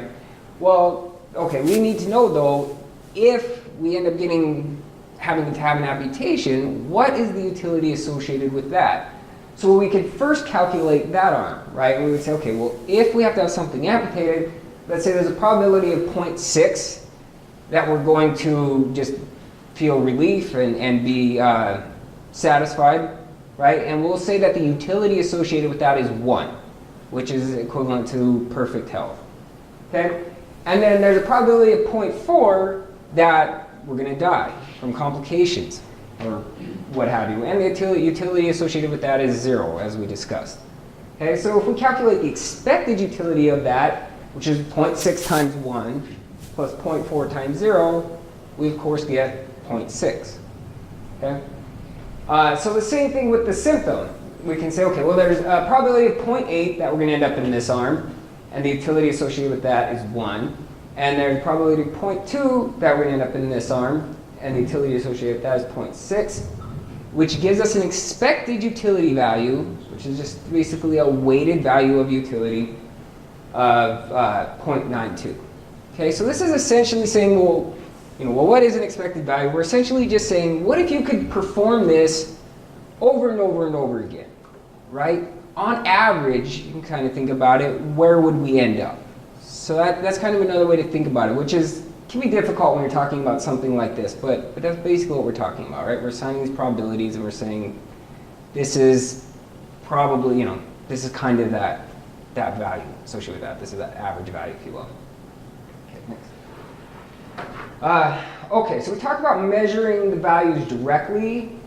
What about doing something more, which will probably most of you are more accustomed to if you've been associated with clinical trials or anything, and that would be using this generic health-related quality of life instrument. We give this to the participants, we get a value, right? How does that whole thing work? So that's what we'll talk about next. So first of all, as I alluded to a few minutes ago, there are quite a few, actually there's a lot. If you look through if you Google health-related quality of life instruments, you're going to end up with all kinds of stuff, right? So there's generic ones, as I discussed. There's disease and disorder-specific ones, and there's some that are preference-based, and there's some that are not preference-based. Okay, so the generic ones are nice because we can pretty much give them to just anybody, right? The disorder-specific ones are nice because they're going to be more likely to, on average, I should say, they're going to be more likely to be more sensitive to changes in that particular disorder. The problem is they may not be preference-based, and even if they are, they may not have been mapped to a utility value, which means we can't use them for quality-adjusted life years. Okay? But at any rate, so you can see here just a few examples of some in each category. So we have generic instruments, let's say like the SF36, the SF12. But the problem is they're not preference-based, right? We have some disorder or disease-specific ones, like functional assessment for chronic illness therapy, asthma, quality of life. I don't know what the rest of it is, but anyway, or we have some of these preference-based ones that are nice, right? That are used, and we have values for those that were obtained using standard gamble or time trade-off. And then the nice thing is, on the next slide, we'll see that we have, so the SF36 and the SF12 have been mapped to like the SF6D, which we then can use to calculate utility values. So you can use the SF36 or you can use the SF12. We can then map it to the 6D, get those preference states, or those health states, right, and calculate utility values associated with that. So anyway, this just kind of gives you an idea of the range, and like I said, there are many, but there are things that you have to consider when choosing one. So oftentimes you might want to choose a couple, right? If you're just interested in kind of that profile measure of health, you may want to calculate, you may want to use one of the disorder-specific instruments that are out there, but you may also want to include, say, the EQ5D so that you can calculate qualities and get kind of more of that economic component. Okay, so the questionnaire-based scales, like I said, there's kind of one question. So each item samples an aspect from a health construct or domain. And we talked about that a little bit already, right? Can we do these things? If so, yes or no, or to what degree? Not at all, somewhat, a lot, or maybe a Likert scale or semantic differential, something like that, right? So here's an example of the SF36. So I believe there are 36 items. Those can be mapped to 8 scales, right? And then those can be mapped to 6 different domains, which is where that SF6D comes in, okay? And then with those domains, we can calculate these various health states. So we talked about the EQ5D already. Right now there are 243 different health states. I don't remember exactly how many there are with the SF36.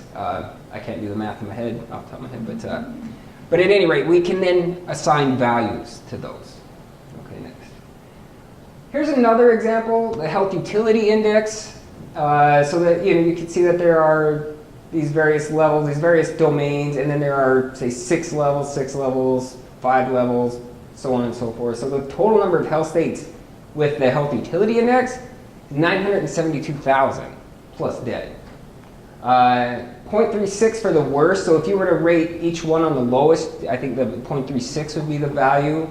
0 obviously for dead, 1 for perfect health. Next. Here's the EQ5D. So you have 5 questions, plus you have this visual analog scale, right? One of the nice things about the EQ5D is that in addition to, like I said, having pretty good psychometric properties and just basically that low burden on participants, is that it has a wide range of possible utility values. So with EQ5D, for example, there are actually health states that have a value below 0, right? So there are health states that people feel are worse than being dead, okay? And so at any rate, so you end up with this wider range. We don't see that very often, but it is possible. Okay, so the next thing that we need to do is we need to take those health states and we need to map them to an index value, right? To that health utility value so that we can use it in quality adjusted life years. So we take these large set of hypothetical health states, right? We explain them to people and we give them to the general public, as we discussed a little bit ago, right? To get that societal value. And then we're able to generate this algorithm and basically create this health utility value associated with these different health states. So now we can give that instrument to participants, right? And then they can tell us just basically how they're feeling in each of those domains. We can then map that to a utility value and then use that to create a quality adjusted life year, which I'll talk about here in just a second. Next. Okay, so in terms of these general or the generic health-related quality of life instruments, there are still, even if you find out that it's okay, this is good, it's generic, it's preference-based, I can use it to calculate qualities. Well, you're not done, right? There are still further considerations, such as, what populations do those values relate to? So have they been valued in this particular population? So the SF6D, for example, has values that were conducted within a population sample from the UK. So if you believe that the population you're valuing is comparable to the UK, then you're probably, it's probably okay to do that. There's US values now as well. Oh, there are? Yeah. Okay, so that also has US values.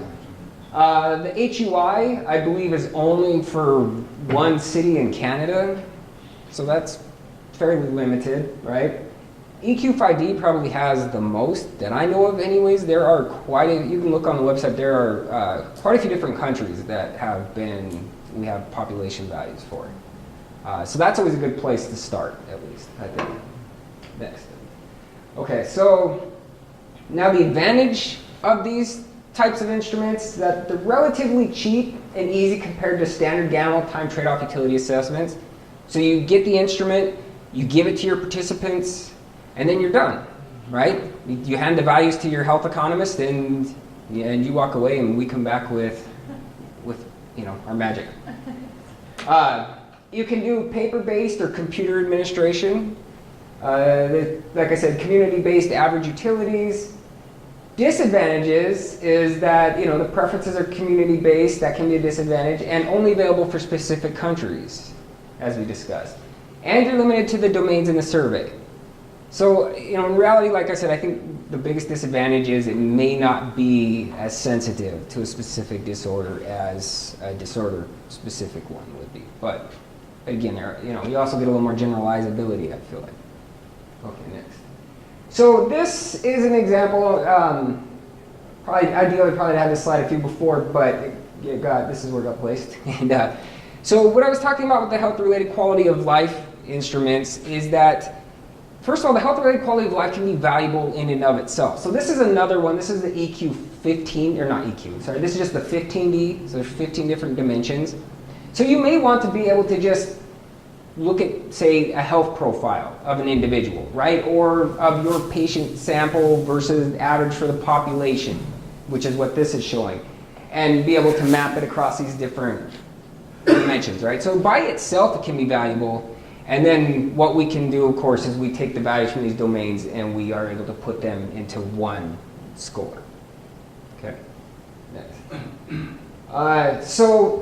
Another nice thing that we have on our website are these different fact sheets. So in a minute here, I'm going to show you some examples of studies that we have done in terms of dealing with health-related quality of life, especially in substance use disorder therapies. But as you know, some of these papers, especially if that's not your field, can be difficult to digest, right? But on our website, we have fact sheets for many of these papers that make this information much more easy to comprehend and get a general idea of what it is that we did exactly. So anyways, we have lots of great resources. That's one of them. So this is one that a colleague of ours did along with Dr. Shackman and members of CALDAR as well, Ying. And they looked at the short-term health-related quality of life during opioid agonist treatment. Next. So there were 2 different trials from which individuals were used, and I believe the SF6D was given. And so there were 4 patient groups. So prescription opioid dependent individuals in time unlimited treatment with complete follow-up. Heroin dependent individuals in time unlimited treatment with complete follow-up. And then in the other study, you had the 2 groups, the prescription opioid dependent individuals in short-term taper, complete follow-up, and those in prescription opioid dependent individuals in extended stabilization and taper with complete follow-up. And so individuals were given the SF6D. And SF36. it was translated to the F6D. Okay. So linear mixed effects models were fitted to determine independent effects that treatment had on quality of life, and then that was used to characterize the quality of life trajectories.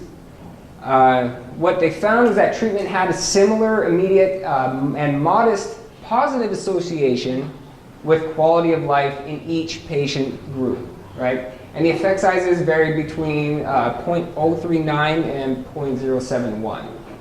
Okay, and then after initial improvement in quality of life, you tended to see that it decreased slightly or at least increased at a diminishing rate. So these are the long-term trajectories, short-term trajectories in each group associated with that. And so as you can see, like I said, it's going up immediately and then kind of either leveling off or maybe diminishing a little bit.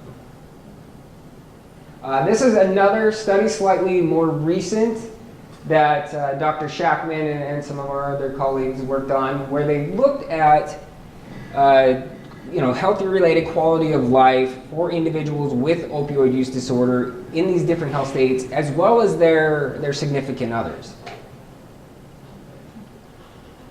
So they did a cross-sectional internet survey, I think about 2,000 people? I thought it was up there. But anyways, U.S. population representative respondent panel. Like I said, they assessed health utility for 6 opioid health state vignettes. Active injection opioid use, active prescription opioid misuse, methadone initiation, methadone therapy stabilization, buprenorphine Suboxone initiation, and same thing, stabilization. Okay? Responses that failed the invariance criteria were excluded, and they compared the mean utilities across health states using linear regressions to look at significant differences overall and in pairwise comparison. So I'll show you the results from that here. This is the slide that I showed you earlier in terms of how those were derived. And this is the one, same thing, but for the spouse, which is was very interesting, right? Because no one's really done that before. We have some limited information in terms of caregivers and things like that, but especially when we're talking about substance use, that's even relatively rare. But so this is great. I feel like this was a very important addition to the literature. So these are the Stambul-Gamble utilities for individuals versus spouses. So you can see up here that we have the levels for the individuals, and here are the spouses. For the individuals, the utility values ranged from 0.574 for active injection misuse, 0.761 for the initiation stage of buprenorphine therapy. So to kind of get an idea how that compares to the spousal utility values, first of all, you can see that they're all well below 1, right? They're all below perfect health. They are, as you might expect, they tend to be higher than the individual who's actually suffering from the disorder. But again, you can see that they're also, they're impacted, maybe just less so. Okay, next. The other nice thing that they did is that, so we had the vignettes that you saw just a minute ago, but then they also gave to at least a select subgroup, right? They did it for everybody. Be expanded. Well, you can see the numbers there. Oh, yeah, okay. So, but they gave these expanded vignettes, so incorporated some of these other things that we know to be associated with substance use disorder, talking about, some more of these like societal type impact measures, but criminal history or criminal activity. What else was included? Losing your driver's license. Losing your driver's license, things like that. So it's not just your health, but there's also these other things that you're probably going to have trouble with, essentially. And so you can see that those all tended to lower, once people kind of took these into consideration, that tended to lower these utility values below what they were without those expanded descriptions. So the conclusion from this is that, in the opinion of the U.S. public, injection opioid use disorder results in worse health-related quality of life than prescription opioid use disorder. Methadone therapy results in worse health-related quality of life than buprenorphine naloxone therapy. And spouses are negatively affected by their partner's opioid use disorder, and particularly in early treatment. And then health-related quality of life, physical and mental health domains do not capture the full effects of opioid use disorder on quality of life. That's kind of that big take-home message, which we talked about before. And it just kind of shows us that that is the case. Okay, so the next thing that we want to talk about is really going to focus on quality adjusted life years. So these are some of the possible outcomes. So you have health expectancy. You're looking at quantifying that current health of the population, right? So we can do life expectancy. We can also do quality adjusted life expectancy or quality adjusted life years. So we're not going to go into all these. I'm going to focus primarily on qualities. But there are other alternative measures that you see occasionally, and depending on the context of the study. But for example, years of life lost, disability adjusted life years. So just kind of know that those are alternatives. In general, health economists feel that the quality adjusted life year is still superior to those alternative measures, but they do have places. Okay, next. So quality adjusted life years, like I said, so it's this preference weighted measure of health outcome. So basically what we're doing is we're not only considering the quality of life or the utility associated with the health state that an individual's in, but also how long they were in that health state. Okay? And it's nice because it's comparable across interventions, programs, diseases, disorders, right? It gives us this common denominator, which is very important, especially if we're trying to determine how to allocate resources across more than just a particular disorder, right? So incorporates patient values and preferences for different health states, incorporates morbidity and mortality, and kind of brings it into a single measure. So like I said, quantity of life, health-related quality of life. So I kind of just jumped ahead of myself there. But let's say, for example, that you have a health utility of 0.8 that's associated with a particular breast cancer state, right? So if you have to live 1 year in that state, that would be the equivalent of 9.6 months of perfect health, right? That's kind of how that works. 2 years, of course, then you would be worth essentially 1.6 years of perfect health. Okay, next. So like I said, we have these weights associated with each health state. Generally, the range is from perfect health, which is a 1, to 0, which is death. As I mentioned, we can value states worse than death, depending on the instrument that's used.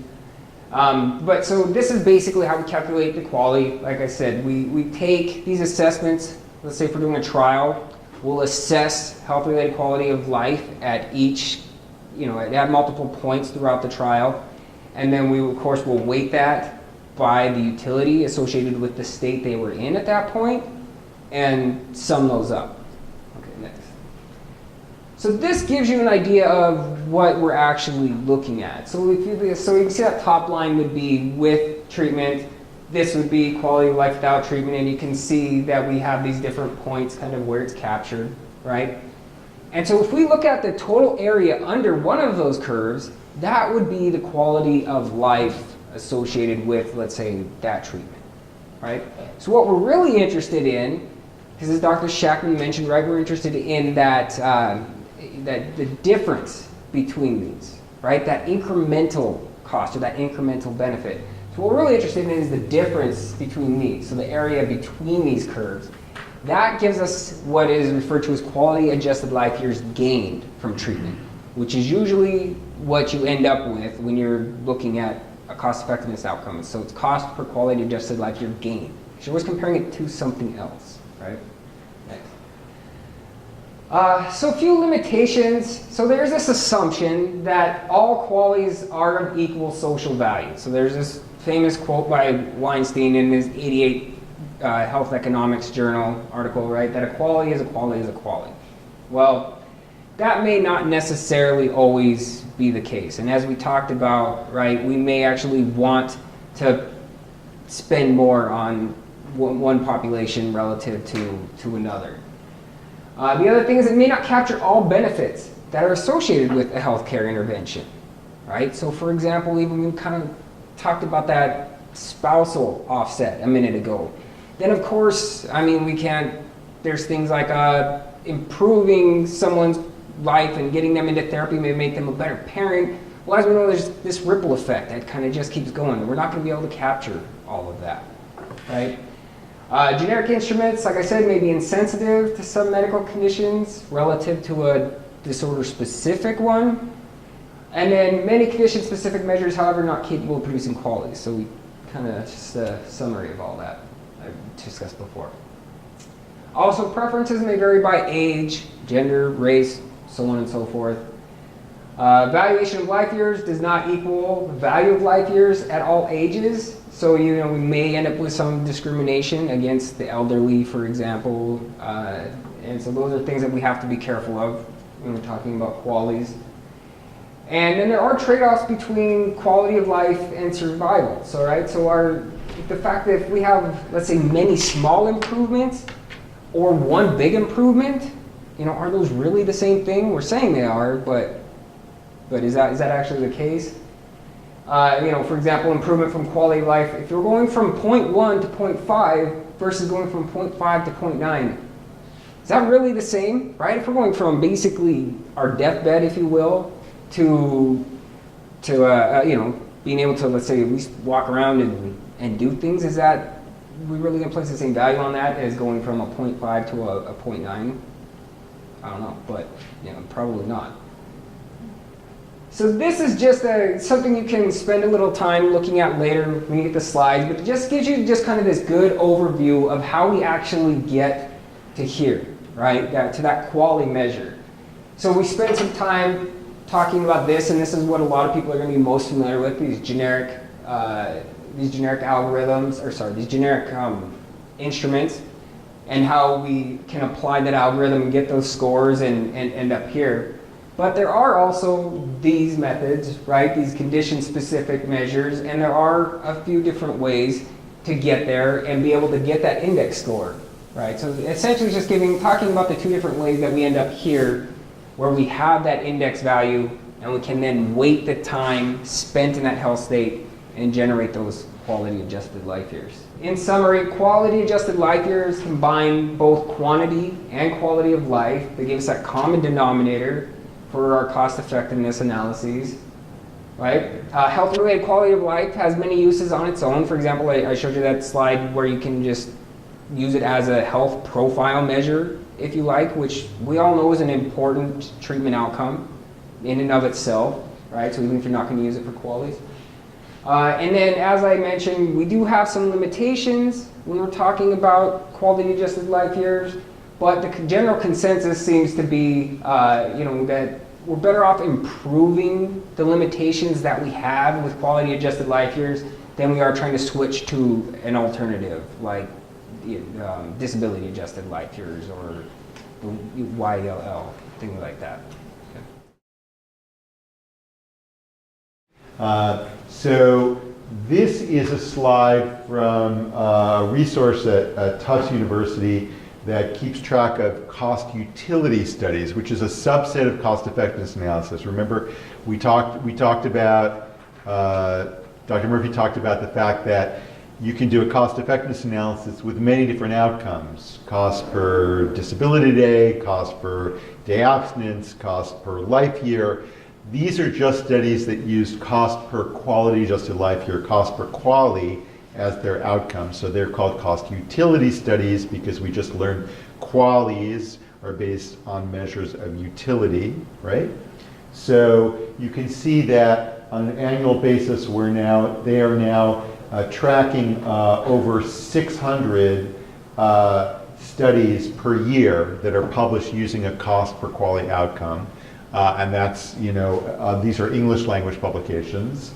I entered getting my PhD here, and I got my PhD here, so I obviously was well-timed, I guess. But hopefully people are actually reading these as well. Next slide. So I'm going to talk to you first about the use and misuse of the term cost-effective and some sort of general principles about cost-effectiveness. And then hopefully when Dr. Murphy comes back, he will then pick up and take you through a kind of worked example, a hypothetical example with a hypothetical disease. So, go back. So, this goes back to 1986. I was around. The term cost-effective is rarely correctly used. You will hear it surrounding almost anything related to money and healthcare. I think this is still true. I think that we will often hear, particularly among policymakers and people in government and in policy positions, talk about, we want cost-effective healthcare. We're going to deliver cost-effective healthcare. And when they say that, what they're really thinking is, we're going to get the same or better for less money, right? They really mean we're going to get cheaper healthcare. But that's not what cost-effectiveness is about. Cost-effectiveness is not about saving money. Cost-effectiveness is about value for money. So next slide. So the first misconception about cost-effectiveness is that it's about being cheap and saving money, because that's what people always think when they first think about we want cost-effectiveness. Next slide. It's not, this is the most important slide of the entire morning. So I'm glad you all stayed for the slide. I never give a talk about cost effectiveness without showing this slide. And if you ever see me in a hallway, if you ever see me speaking anywhere, if you come up to me and you say cost effective is not cost saving, I will be very happy. Let's get your picture. It's like this is my motto. And now, literally, trainees will come up to me and they will say this to me. And then if they don't, so this is not what cost effectiveness is about. Cost effectiveness is about value for money. You can go to the next slide. It's about value for money. There are very, very few healthcare interventions that save more money than they cost, even over the long term. There are some situations where patients are treated in a group setting rather than in an individual appointments. And even though you may have more than one practitioner treating the group, it may be, if it's equally effective, it may be more efficient to do that way. So in methadone treatment, there is a group treatment approach for Hep C patients where they come to a support group and then they leave that support group individually to see the nurse, but you can see them all within 1 hour, and that's more efficient than having separate nurses. So cost effectiveness is about value for money. It's about a comparative assessment of worth. So you always have to be comparing one thing to another thing. You can never say something is cost effective. That's the other thing is, people say they want something to be cost effective, but compared to what? Nothing is cost effective, it's only cost effective compared to something else. And so we do cost effectiveness analysis to evaluate competing claims on scarce resources, which is economics talk for saying we have a limited amount of money and we have to figure out how we spend that most efficiently. Next slide. So the next misconception is if we decide it's cost effective from a societal perspective because it meets our societal threshold, payers should be willing to pay for it. But that's not actually the case, next slide, because we start with the societal view, right, of what the society should pay for it or what the healthcare system should pay for it, but we don't, in cost effectiveness analysis, address this budget issue of is it going to bust the budget? So this is what happened with hepatitis C. We found that the new hepatitis C treatments, even though they were very expensive, met our threshold from a societal perspective of being good value for money. But if you were to treat everyone with hepatitis C in 1 year, you wouldn't have enough money in the budget to do it. So there are secondary questions about what can we afford in a given year for a given budget. But our view is, first you need to decide whether something is of good value before then you go to the next step and say, now where are we going to find the money to pay for it? And maybe we should find creative ways of financing it, negotiating with the drug companies, negotiating with other payers, figuring out creative, people have said we should issue bonds, or we can, let's figure out different ways to pay for it. But first, we should say, is it good value or not to begin with? Next slide. So finally, there's this view that we as health economists are just wedded to cost effectiveness. It's the only way we should make decisions. We are basically the death panels was was the term that was used during the Obamacare debates, that we are cold and heartless and all we care about is efficiency. But we work in a society that has many different values, and we work in a healthcare system that has many different values. And so we recognize that that's not the case. Next slide. So there's many different measures of how we should make decisions. There are certainly, when you're a clinician, you have a clinical duty to do what's best for the patient in front of you and to advocate for what you feel that patient should how you feel that patient should be treated. There's ethical issues about certain patients or certain preferences for treating people who you feel need special treatment. There's issues of equity and justice. For instance, my example always is if people live in a rural area, we don't deny them access to certain expensive MRIs, say, just because that MRI is not going to be utilized as efficiently as it would be utilized in an urban area. We make an ethical decision that people in rural areas should have access to certain treatments, even if they're going to be less efficiently used. And then we more and more recognize that patient preference is important, because if patients don't want to be treated in a certain way, even though it's efficient, then they're not going to show up and it's not going to be efficient to begin with. We are focusing in the rest of this talk on economic efficiency through cost effectiveness analysis, but we realize that's not the only way decisions are made in society. There's a conversation where economic efficiency is part of the discussion. It's not the entire discussion. So as Dr. Chapman was discussing cost effectiveness, we're combining all this, talking about constrained optimization. And first thing we have to do is define the set of possible interventions / choices. So what is it we're going to compare? You know, as you mentioned, cost effective relative to what, right? We also have to identify desired outcome or outcomes. So what is it we're interested in? Is it quality adjusted life years? Is it time abstinent? Sometimes I believe it's beneficial to do a couple different outcomes depending on what population you're trying to reach.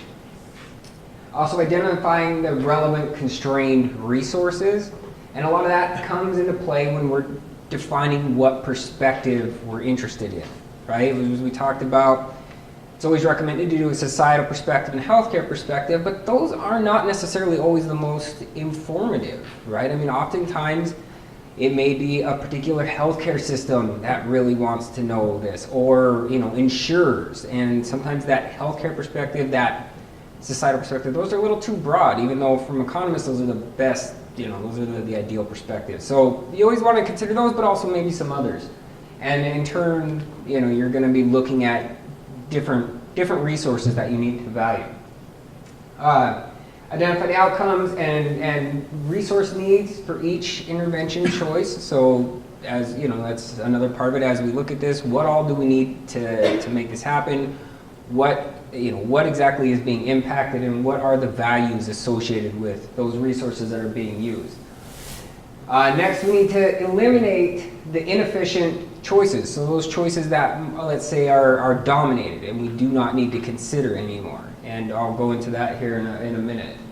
And describe trade-offs associated with each choice and identify optimal choices given those trade-offs. So we'll kind of walk through each of those steps here in a second. Defining the set of possible choices. Like I said, one of the most critical moments in any cost-effectiveness analysis, we have to look at all the choices for an intervention and the comparators that are going to be those most important drivers of those cost-effectiveness conclusions. Right? We want to make sure that we're capturing all those most important elements. So this is an example of kind of I would say the seminal cost-effectiveness paper, as I understand it. And essentially, Neuhauser and Lewicki, they looked at these what do you call it?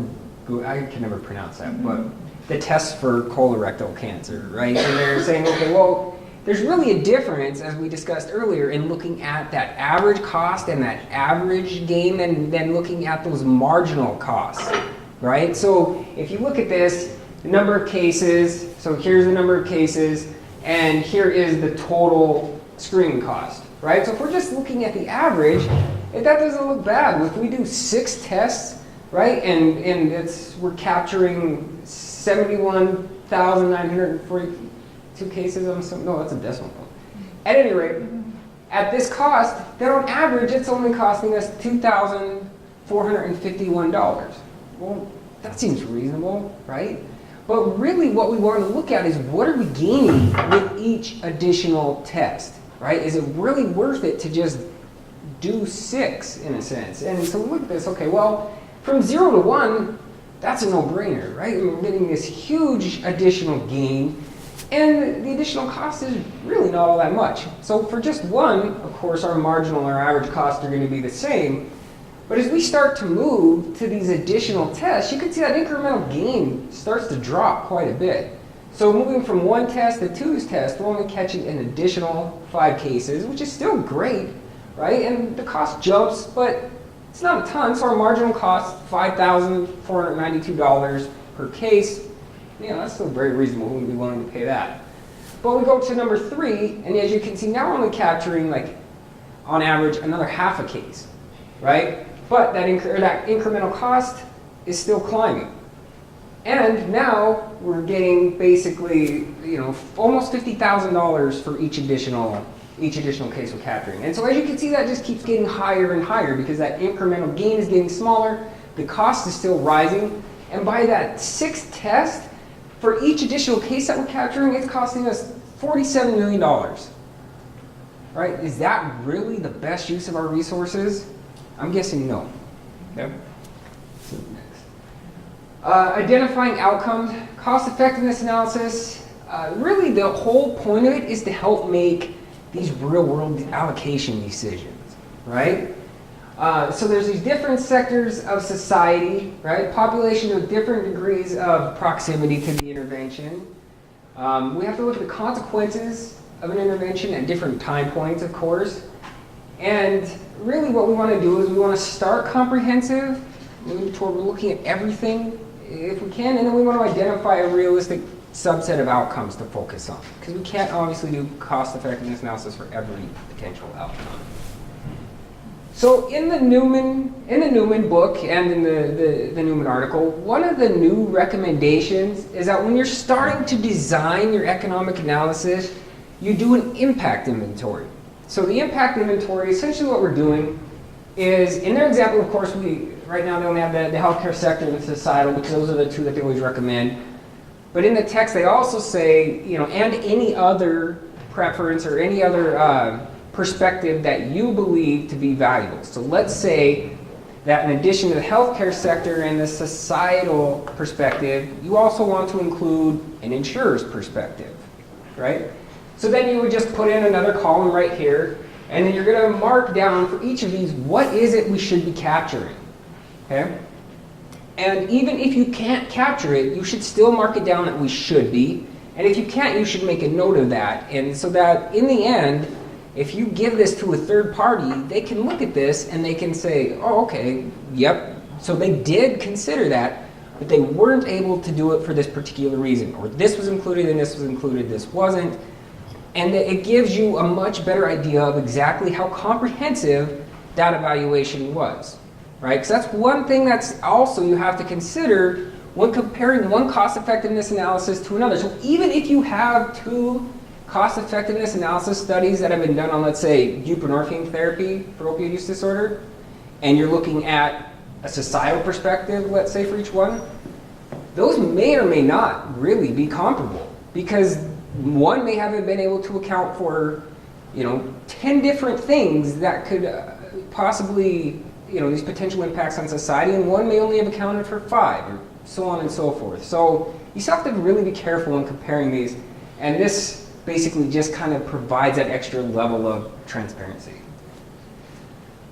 Okay, so like I said, we've got to choose a subset that makes sense. One that reflects the choice of the perspective of the analysis. So like I said, if we're looking at a healthcare system perspective, then those outcomes should be important to the health system. From a societal perspective, we're interested in essentially everything, right? Regardless of where where it originated. So that outcome set's obviously going to be a lot broader. Okay, and we mentioned that the health system, the societal perspective. Dr. Shackman talked about the role of reason, right? Consequences that are expected to be trivially small in the context of the analysis can be omitted at the discretion of the analyst. But even if that's the case, it should still be, ideally be stated, right? Of course, we want transparency here. Identify data sources to inform outcomes. So for measures of occurrence, for example, we may look at prevalence of HCV, and to capture that we may use a cross-sectional survey design, right? But there are certain considerations that need to be taken into account, such as selection bias, missing data, things like that, right? And kind of so on and so forth. We can look at sensitivity, specificity of a diagnostic test if we're interested in test performance, measures of effect, linkages to HIV care cases, and then measures of preference, quality of life, utility weight to be a good example. So again, this just kind of gives you an idea of some of the designs that we could use to capture those elements and some of the things that we have to be aware of as we continue to incorporate them into the analysis. Okay, in terms of constrained resources, there could be a fixed quantity of resources. So livers for transplant would be one example. Qualified personnel for HIV care in rural areas, right? Again, all resources are constrained, right? All resources are limited, some more so than others, but obviously that needs to be taken into consideration. Usually how we do that is in terms of dollars or currency. So if you remember from Econ 101, which I assume pretty much everybody had, right? Price reflects scarcity. So we get a big freeze in Florida in the US, for example, the price of oranges is going to be going up. And again, that's going to depend on the perspective taken as well. So the value of that resource is going to can depend on which perspective we're looking at. Okay, so in terms of identifying the benefits and costs, if you will, for each intervention choice, if we're going to model this, one thing that we need to do to start with is create this decision tree. Okay, and so we need to structure the elements into this logical framework over time. So how is this going to occur? What possibilities are we looking at each different node, given the choice that could be made potentially? We need to know the information associated with those transitions, right? If we're going to fill in that structure. So we need to assign probabilities to events, account for that uncertainty. And then when we get to the end of any particular node, we need to know what is the value associated with that outcome. So not just how much it costs, but what is, let's say, the utility value associated with that outcome. And then from there, we can calculate the expected value, which we talked about before. We can basically weight those values associated, by the probability that's associated with them. And then we can use sensitivity analyses to test the uncertainty in those outcomes and the conclusions. So let's say that we have this disorder, we'll call it scant use disorder, right? And life expectancy without scant use disorder for the population that we're focusing on is 10 years. Okay? Let's say a 45-year-old man has symptoms concerning for scant use disorder, and if not treated, the life expectancy with scant use disorder is only 6 years. Now there is a treatment available, call it ethadone, and it will increase life expectancy with scant use disorder to 8 years. Okay, well that's an improvement, right? 2 years. Ethadone is very toxic, however, and if a patient without scant use disorder gets ethadone, their life expectancy is reduced from 10 years to 9 years. So what should we do, right? How should we attack this problem? Okay, next.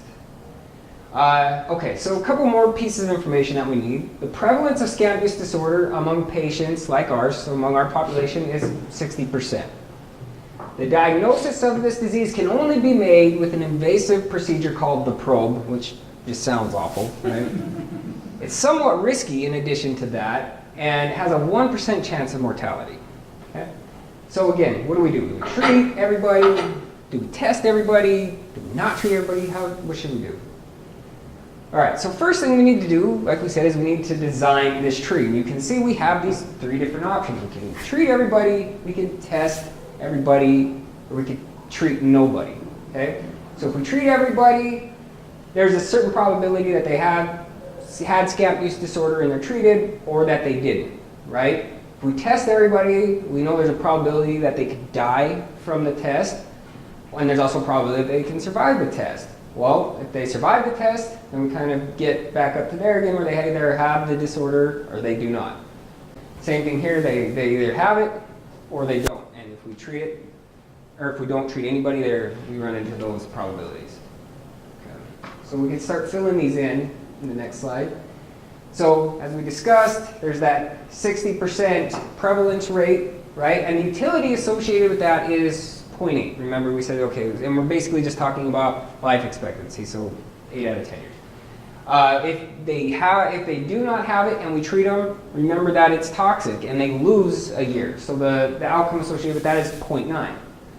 Okay? Here, we test everybody and they die from the test, well, that's a 0. If they survive the test and they had it, again, we have that 0.8. But if they survived the test and they didn't have it, then we're back at 10. And again, if we treat none, same kind of thing. They either have the disease and they lose 4 years of life, or they don't have it and they also didn't get the terrible treatment and they live 10 years. So we talked about expected value a little bit already. It's useful for making decisions with uncertainty. Basically what we're doing is we're just providing this weighted value. Okay, so it's kind of the same thing as thinking about just performing the process over and over again. Okay. Go ahead. So, quick example, if we talk about, the perfect, or the great example of rolling a fair die, right? Well, the probability of coming up with each value is 1/6. Okay? So if we add those up, what's the probability of coming up, what probability are we going to get roll a fair die is 3.5. So it just kind of gives you an idea of that expected value. On average, you're going to roll 3.5 if you do this over and over again. Okay, so we can run the program, and we can basically get this expected value. We can see that if we're just looking at effectiveness, this is the ideal scenario, right? Our expected value is the highest here, it's 0.87, if we just go ahead and test everybody. Okay? Now the next thing we want to do is we want to incorporate costs, however, because as we discussed, if we want to efficiently allocate our resources, we can't just focus on effectiveness, we can't just focus on cost. Okay? So the probe, in addition to being awful, costs $12,000, right? So you certainly don't want to pay that if you don't have to. But however, the lifetime cost of not treating, so our diseases got mixed up here, but treating scamp use disorder is $45,000. The lifetime cost of treating it is $65,000, right? The lifetime cost of unnecessary treatment is $15,000, and the lifetime cost of not having it with no treatment is $7,000. Okay, so let's incorporate that into the tree and see what we come up with. Okay, so you can kind of see that what we're going to do is we're going to put these costs into here. So these are the outcomes that we had before. We're also going to associate a cost with each of those potential outcomes, and we're going to roll that back and get an expected value. So if we do that, we can see that the ideal is actually this. Given the probabilities that we've incorporated and the prevalence rates and things like that, we actually find that if we don't treat anybody, we're going to get the highest expected value for the money for what we spend, essentially. Okay, so this is going to be the most cost effective, if you will. So what's easier is if we actually put this into a table and look at it. So we can see that treating none, the average cost is going to be $29,800, right? And the life expectancy is going to be 7.6 years, additional years. Treating all, $45,000, 8.4, and testing, $53,382, life expectancy of 8.7. So the first thing we want to do is, before we determine what is the most cost effective, is we need to decide, well, are there any of these that we should just not be considering at all, right? Does anybody see anything up there that just really wouldn't make any sense? Not yet, right? Right there. Okay, so here's what we want to do, right? We want to look at that incremental cost and that incremental benefit. So here, if we go, first we line them up in terms of their level of effectiveness, as you can see right here, right? And now we're going to calculate these incremental costs and incremental benefits. So from there to there is an additional 15,200, right? From here to here, we're looking at an additional cost of 8,382. Same thing you can see with the incremental effectiveness. So from 7.6 to 8.4 is 0.8 additional life years. From that to test is 0.3 additional life years. So what are those incremental cost effectiveness ratios? Well, from here to here, we're looking at $18,100 per life year from between treat none and treat all. And between test and treat all, we're looking at $27,900 additional dollars per additional life year. Okay, so again, like we said, these are all incremental. And basically, if you just want to calculate the cost per life year, cost per quality adjusted life expectancy, again, it really has no meaning, right? There's not much you can do with that. You always have to have that comparator. So always ask yourself, compared to what, right? It's cost effective compared to what? So how do we interpret the incremental cost effectiveness ratios? One common mistake would be to just look at these and say, well, the one with the lowest is the most cost effective. But that's often not the case, right? And it's very often the case that the lowest cost effectiveness ratio in a group is just the least effective, which I'll show you here in a second. But so our goal, remember, is to maximize benefit. We want to make people as happy and as well off as can be given our constraints, right? So given, let's say, our budget constraint. And our budget, of course, is willingness to pay. So in this case, willingness to pay to save one life year. Well, what is willingness to pay? Okay? Essentially, this is our representation of opportunity cost, of using our resources to provide an intervention. Remember, opportunity cost is just the value of that next best alternative. So if we're getting better value than our threshold willingness to pay, right? Then we should invest in that opportunity because using those resources provides reasonable value. So that's what we're interested in: is how are we sitting relative to what we're actually willing to pay? So another reasonable way to think about it is, given that we provide this intervention in the U.S. and our new technology provides better value than X, we should also provide our new technology.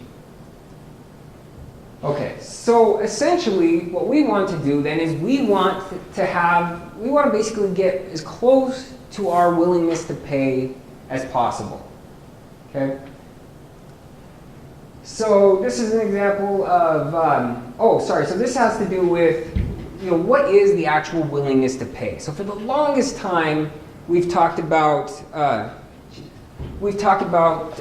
$50,000 per quality adjusted life year threshold. Well, not only is that basically arbitrary in the US, but it also is outdated. I mean, that's been in use since 1982. If we just adjust for inflation, we are now around 164,000 per quality adjusted life year. So we know that that's no longer useful. And realistically, what the literature says now is that we should be looking at between, let's say, 100,000 and 200,000. Okay, that's kind of those generally accepted thresholds. So we want to choose the option with the greatest benefit that has an ICER below our willingness to pay threshold. So the easiest way to think about this, and you'll be able to go back to your slides, is to put this in this sector, right? So things on this side are more expensive, things above this line are more effective, right? So if we're over here and our intervention relative to, let's say, our control is more expensive, it's more effective. I'm losing track of where I'm at.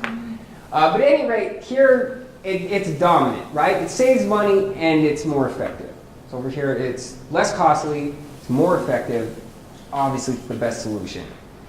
Vice versa, down here. right? Down here, it's more expensive, less effective, it's dominating. We don't want to mess with it. It's in these two sectors that we need to pay extra attention, and generally where we end up is up here, right? If we're going to do something more, we're going to provide this new intervention, you know, there's no such thing as a free lunch. Usually you're going to pay something extra to get something extra. The question becomes, is it worth it, right? Are we willing to pay that? So this just kind of gives us an idea of how we would go through and determine whether it makes sense. So how about in this one? In this one, do we see anything that just doesn't make sense? Any of these options? What about treating all? Would that be a good scenario? Why not? Well, it's more expensive than treating nobody, right? What else? And it's less effective. So that's strict dominance. We can get rid of that one right now. It doesn't make sense. Okay? So obviously, it's just kind of giving you a better idea of looking at those incremental effects. So let's just get rid of that one and move on, and we'll compare that to that. So like I said, dominating strategies, they cost more, they provide less. But what about if we have two strategies that both extend life expectancy and both add, both cost extra? Okay, so let's go to the next. All right, so what about in this case, what we were looking at before, where we're paying more, but we're also getting more in each scenario? Well, how can we figure out these two? Which one of these is best? Okay, so in this case, if we look at this, right, here we're paying an additional $15,200 relative to that, an additional $8,000 relative to that, and we're only getting 0.2 if we move from there to there, whereas here we're getting 0.9 if we move from there to there, right? So you can see that the incremental cost effectiveness ratio between here and here is $76,000, right? Whereas the difference between here and here, we're only looking at $9,300. Okay, so that's kind of that extended dominance. That treat all scenario just still does not make sense. Okay, what's next? So that was just getting rid of it. Okay, so we got rid of it. So now, so now we need to compare this to this, right? So that incremental cost is $23,582. We're getting an additional expected benefit of 1.1 life years. That gives us our actual cost effectiveness ratio that we're going to be interested in, which is 21,438. Okay, so the question now becomes, is that actually worth it? What are we actually willing to pay for that year of life? Which, that's a pretty good value if you ask most people. The other thing that is kind of a big focus now in the new guidelines is net monetary benefit. And essentially what we're doing is the same thing, we're just providing a value for that quality adjusted life year and reorganizing a little bit, right? So let's say you're willing to pay $100,000 to save one quality adjusted life year. Well, we can just plug that in and decide if we're going to get, what our net monetary benefit is. So we'll look at that total benefit minus that total cost. Okay, so if we do that here, here's our monetarized benefit for each of these. And again, you can just see we're multiplying this by 100,000. Here's our cost. Here's our net monetary benefit. And again, you can see that this is the best value if we're willing to pay $100,000 per life year. So the other thing to consider now, if you look back at what we've done, is that we've made assumptions, right? We all know from our teachers in grade school on up that assumptions are dangerous, but they're necessary. So what should we do? Well, we take our best shot, right, based on what we know, but the next thing we need to do is we need to vary those things in our analysis and determine how robust our results are. So those are our sensitivity analyses. Basically, we're going to adjust those different prevalence rates, probabilities of transition, things like that, so that we can get a better idea of exactly what we're looking at and what might cause that value to change and make us want to switch from one alternative to the other. So now we'll probably skip to the end. So these are just some different, in your slides you'll see that these next slides are just basically some different ways to do that, to look at the sensitivity of your results. Okay, so these are what we refer to as acceptability curves. And so essentially what this is telling us is how confident we can be that our point estimates that we come up with would be within those willingness to pay thresholds. So down here we can vary this willingness to pay, and this will show us how confident we can be, right? So this is kind of, you can think of this, that's probably the best way to think of this axis is level of confidence. So you can see, for example, with that test strategy, the higher our willingness to pay, the more likely it becomes that that is the best value. When we're down here with a very low willingness to pay, then it varies a little bit. Basically treating everyone may be the best option if we're not willing to pay very much, and then you can kind of see where they start to cross.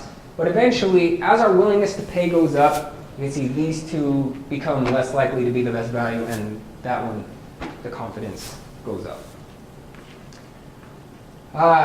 So like we said, cost effectiveness, what we're looking at is value for money. So it's not about saving money, it's about getting the most bang for our buck, if you will. How can we help the most people given the resources that we have? That's what we want to do. It does not equal cheap, it does not equal death panel. We're not focusing on cost, right? And this is something that we feel very strongly about, we're very passionate about, is we're not here to save you money, we're here to get you the best value for your money. Okay? So again, we want to maximize public health benefits. So you should love economists. That's the end of the story. Cost effectiveness ratios must be incremental. You're always comparing it to something else. It's important to consider what alternatives are being considered. So you can't just go around saying, oh, well, that was cost effective. Well, was it? Compared to what? What are we talking about here? And the opportunity cost is a central concept of all cost effectiveness research. If you take nothing else away from this, you should be leaving here talking about opportunity costs. It's very important.